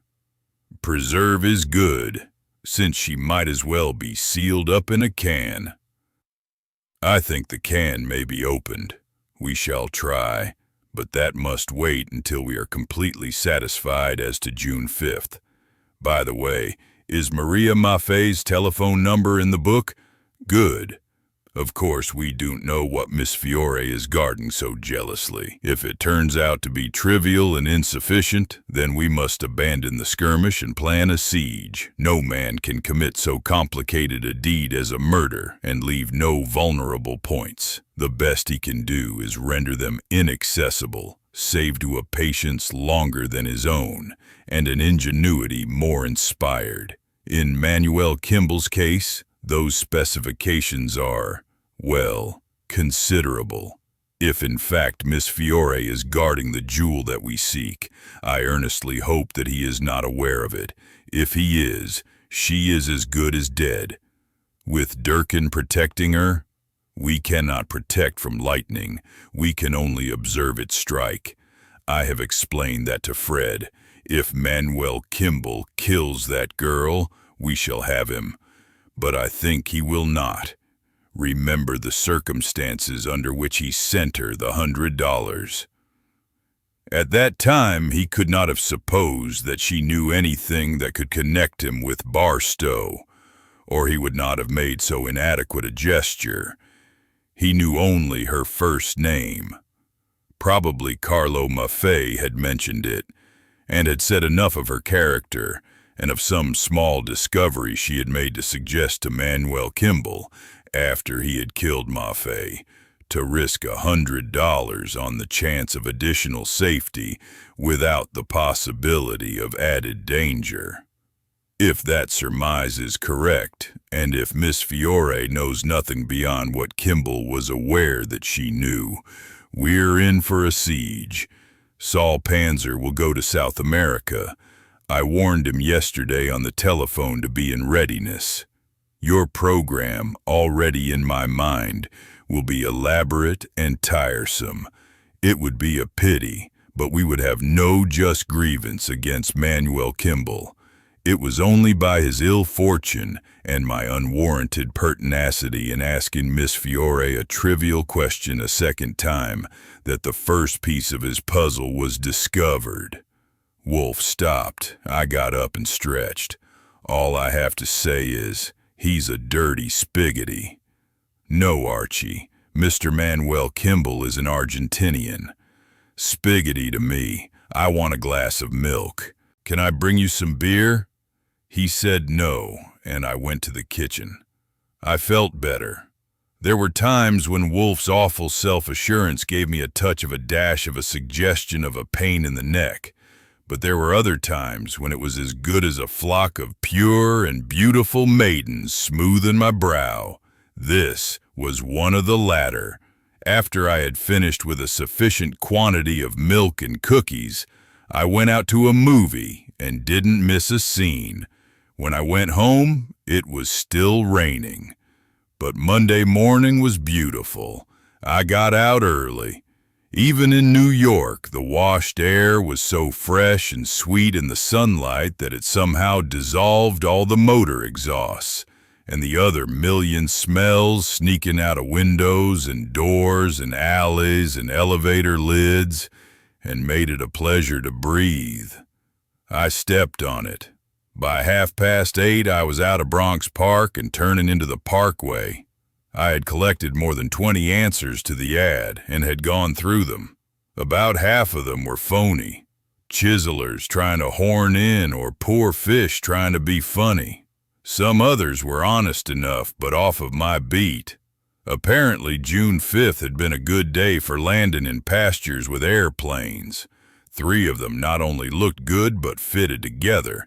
It seemed that they had all seen the same plane land in a meadow somewhere a couple of miles east of Hawthorne.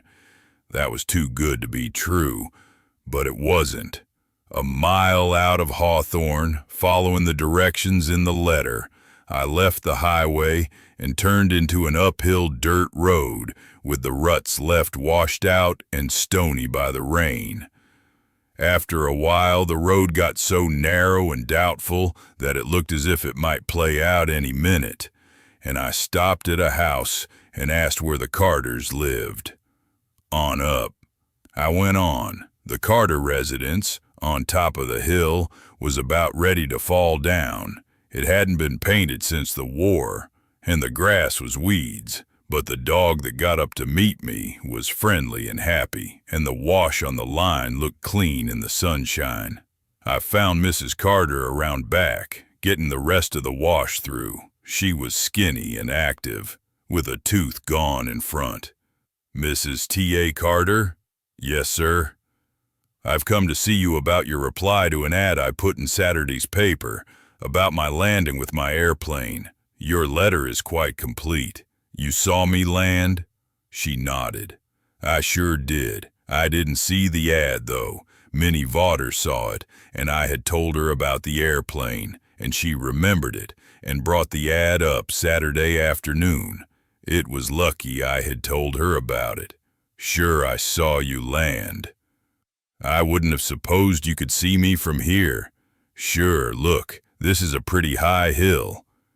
She led me across the yard and through a clump of sumacs. "See that view?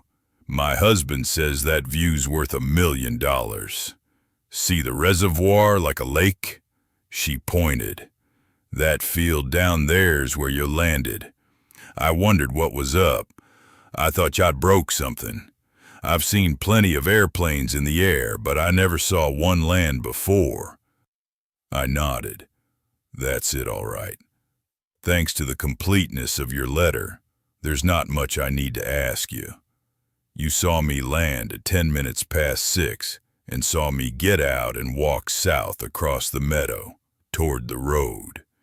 You came into the house then to look at the dinner on the stove and saw me no more. At twilight, my plane was still there. You went to bed at 9:30, and in the morning, it was gone." "That's right. I thought it would be better to put it all in the letter because—" "Correct. I imagine you are usually correct, Mrs. Carter. Your description of my plane is better than I could do myself, and from such a distance, you have good eyes. By the way, could you tell me who lives in that house down there, the white one?" "Sure. Miss Wellman. She's an artist from New York. It was Art Barrett, the man that works for her, that drove you to Hawthorne." "Oh, of course. Yes, that's the place. I'm much obliged to you, Mrs. Carter. You're going to help me win my bet. It was a question of how many people saw me. I decided to give her a 5 spot. The Lord knows she needed it, judging from appearances. And she had sewed Manuel Kimball up tighter than a bag of bran. I don't know how sure Wolfe had been of Manuel up to that point, but I do know that he postponed the works for Anna Fiore until after June 5th was settled. I hadn't been sure at all. I never did like my feelings as well as Wolfe liked his. They often got me talking big, but they always left me uneasy until I got satisfactory facts to tuck them in with. So I figured that Mrs. Carter's handout was cheap at $5.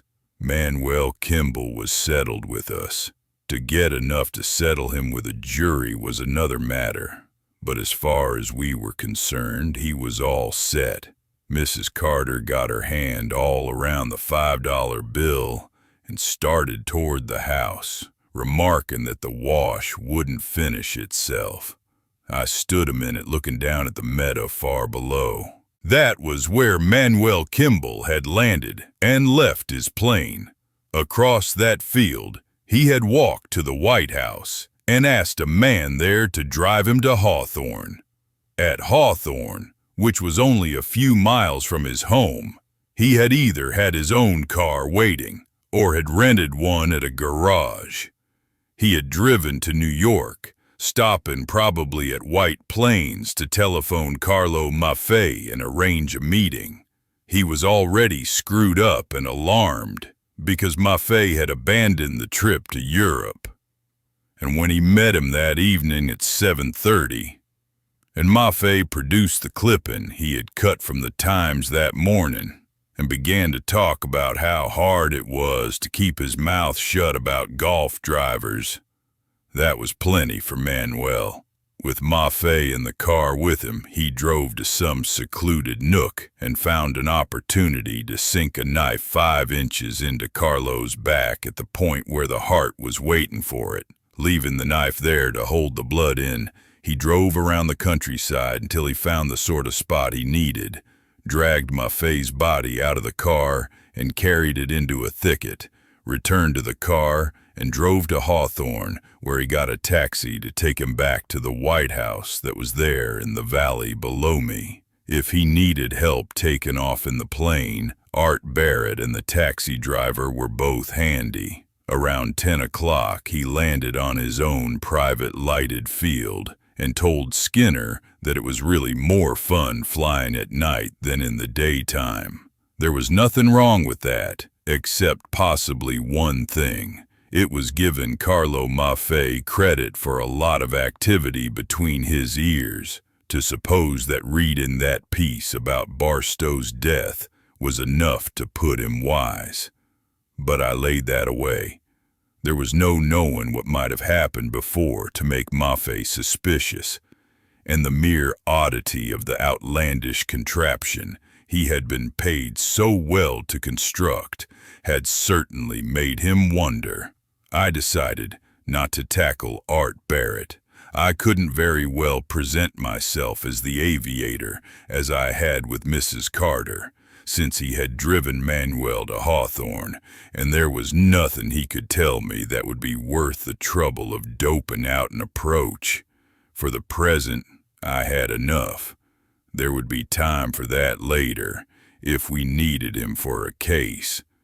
The other 2 replies to the ad could wait too. I was itching to get back to 35th Street, remembering that Wolfe had promised to use a can opener on Anna Fiore if I succeeded in pulling Manuel Kimball down out of the clouds for the evening of June 5th. I stopped at the clothesline for a goodbye to Mrs. Carter, got the roadster turned around by inching back and forth between the boulders that lined the narrow road, and floated off downhill toward the highway. I discovered I was singing, and I asked myself, why all the elation? All I had found was the proof that we were on a spoke and not on the rim. We still had to get to the hub, and we were just as far away from that as we had been before. I went on singing anyhow, rolling along the parkway, and at Fordham Road, I stopped and telephoned Wolfe what I had got. He was already down from the plant rooms, and when I halted at 36th Street for a red light, Tiffany's whistle was blowing noon. I left the roadster in front.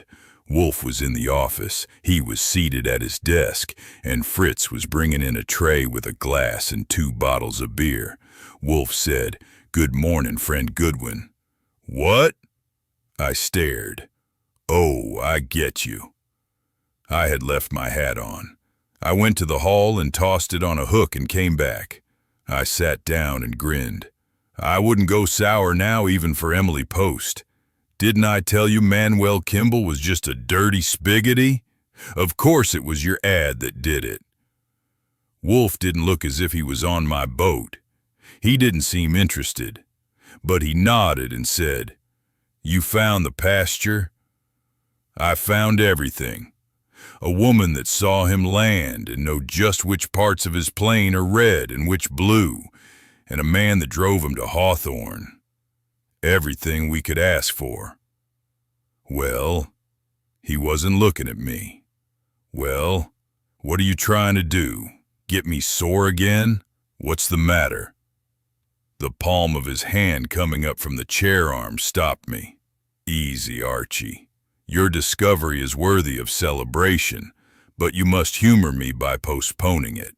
Your explosive return chanced unfortunately to interrupt an interesting telephone call I was about to make. I was reaching for the book when you entered. Possibly you can save me that effort. Do you happen to know the Barstow number?" "Sure. Something's up, huh? Do you want it?" "Get it, please, and listen in. Miss Sarah Barstow." I went to my desk, glanced at the book to make sure of the number, and called.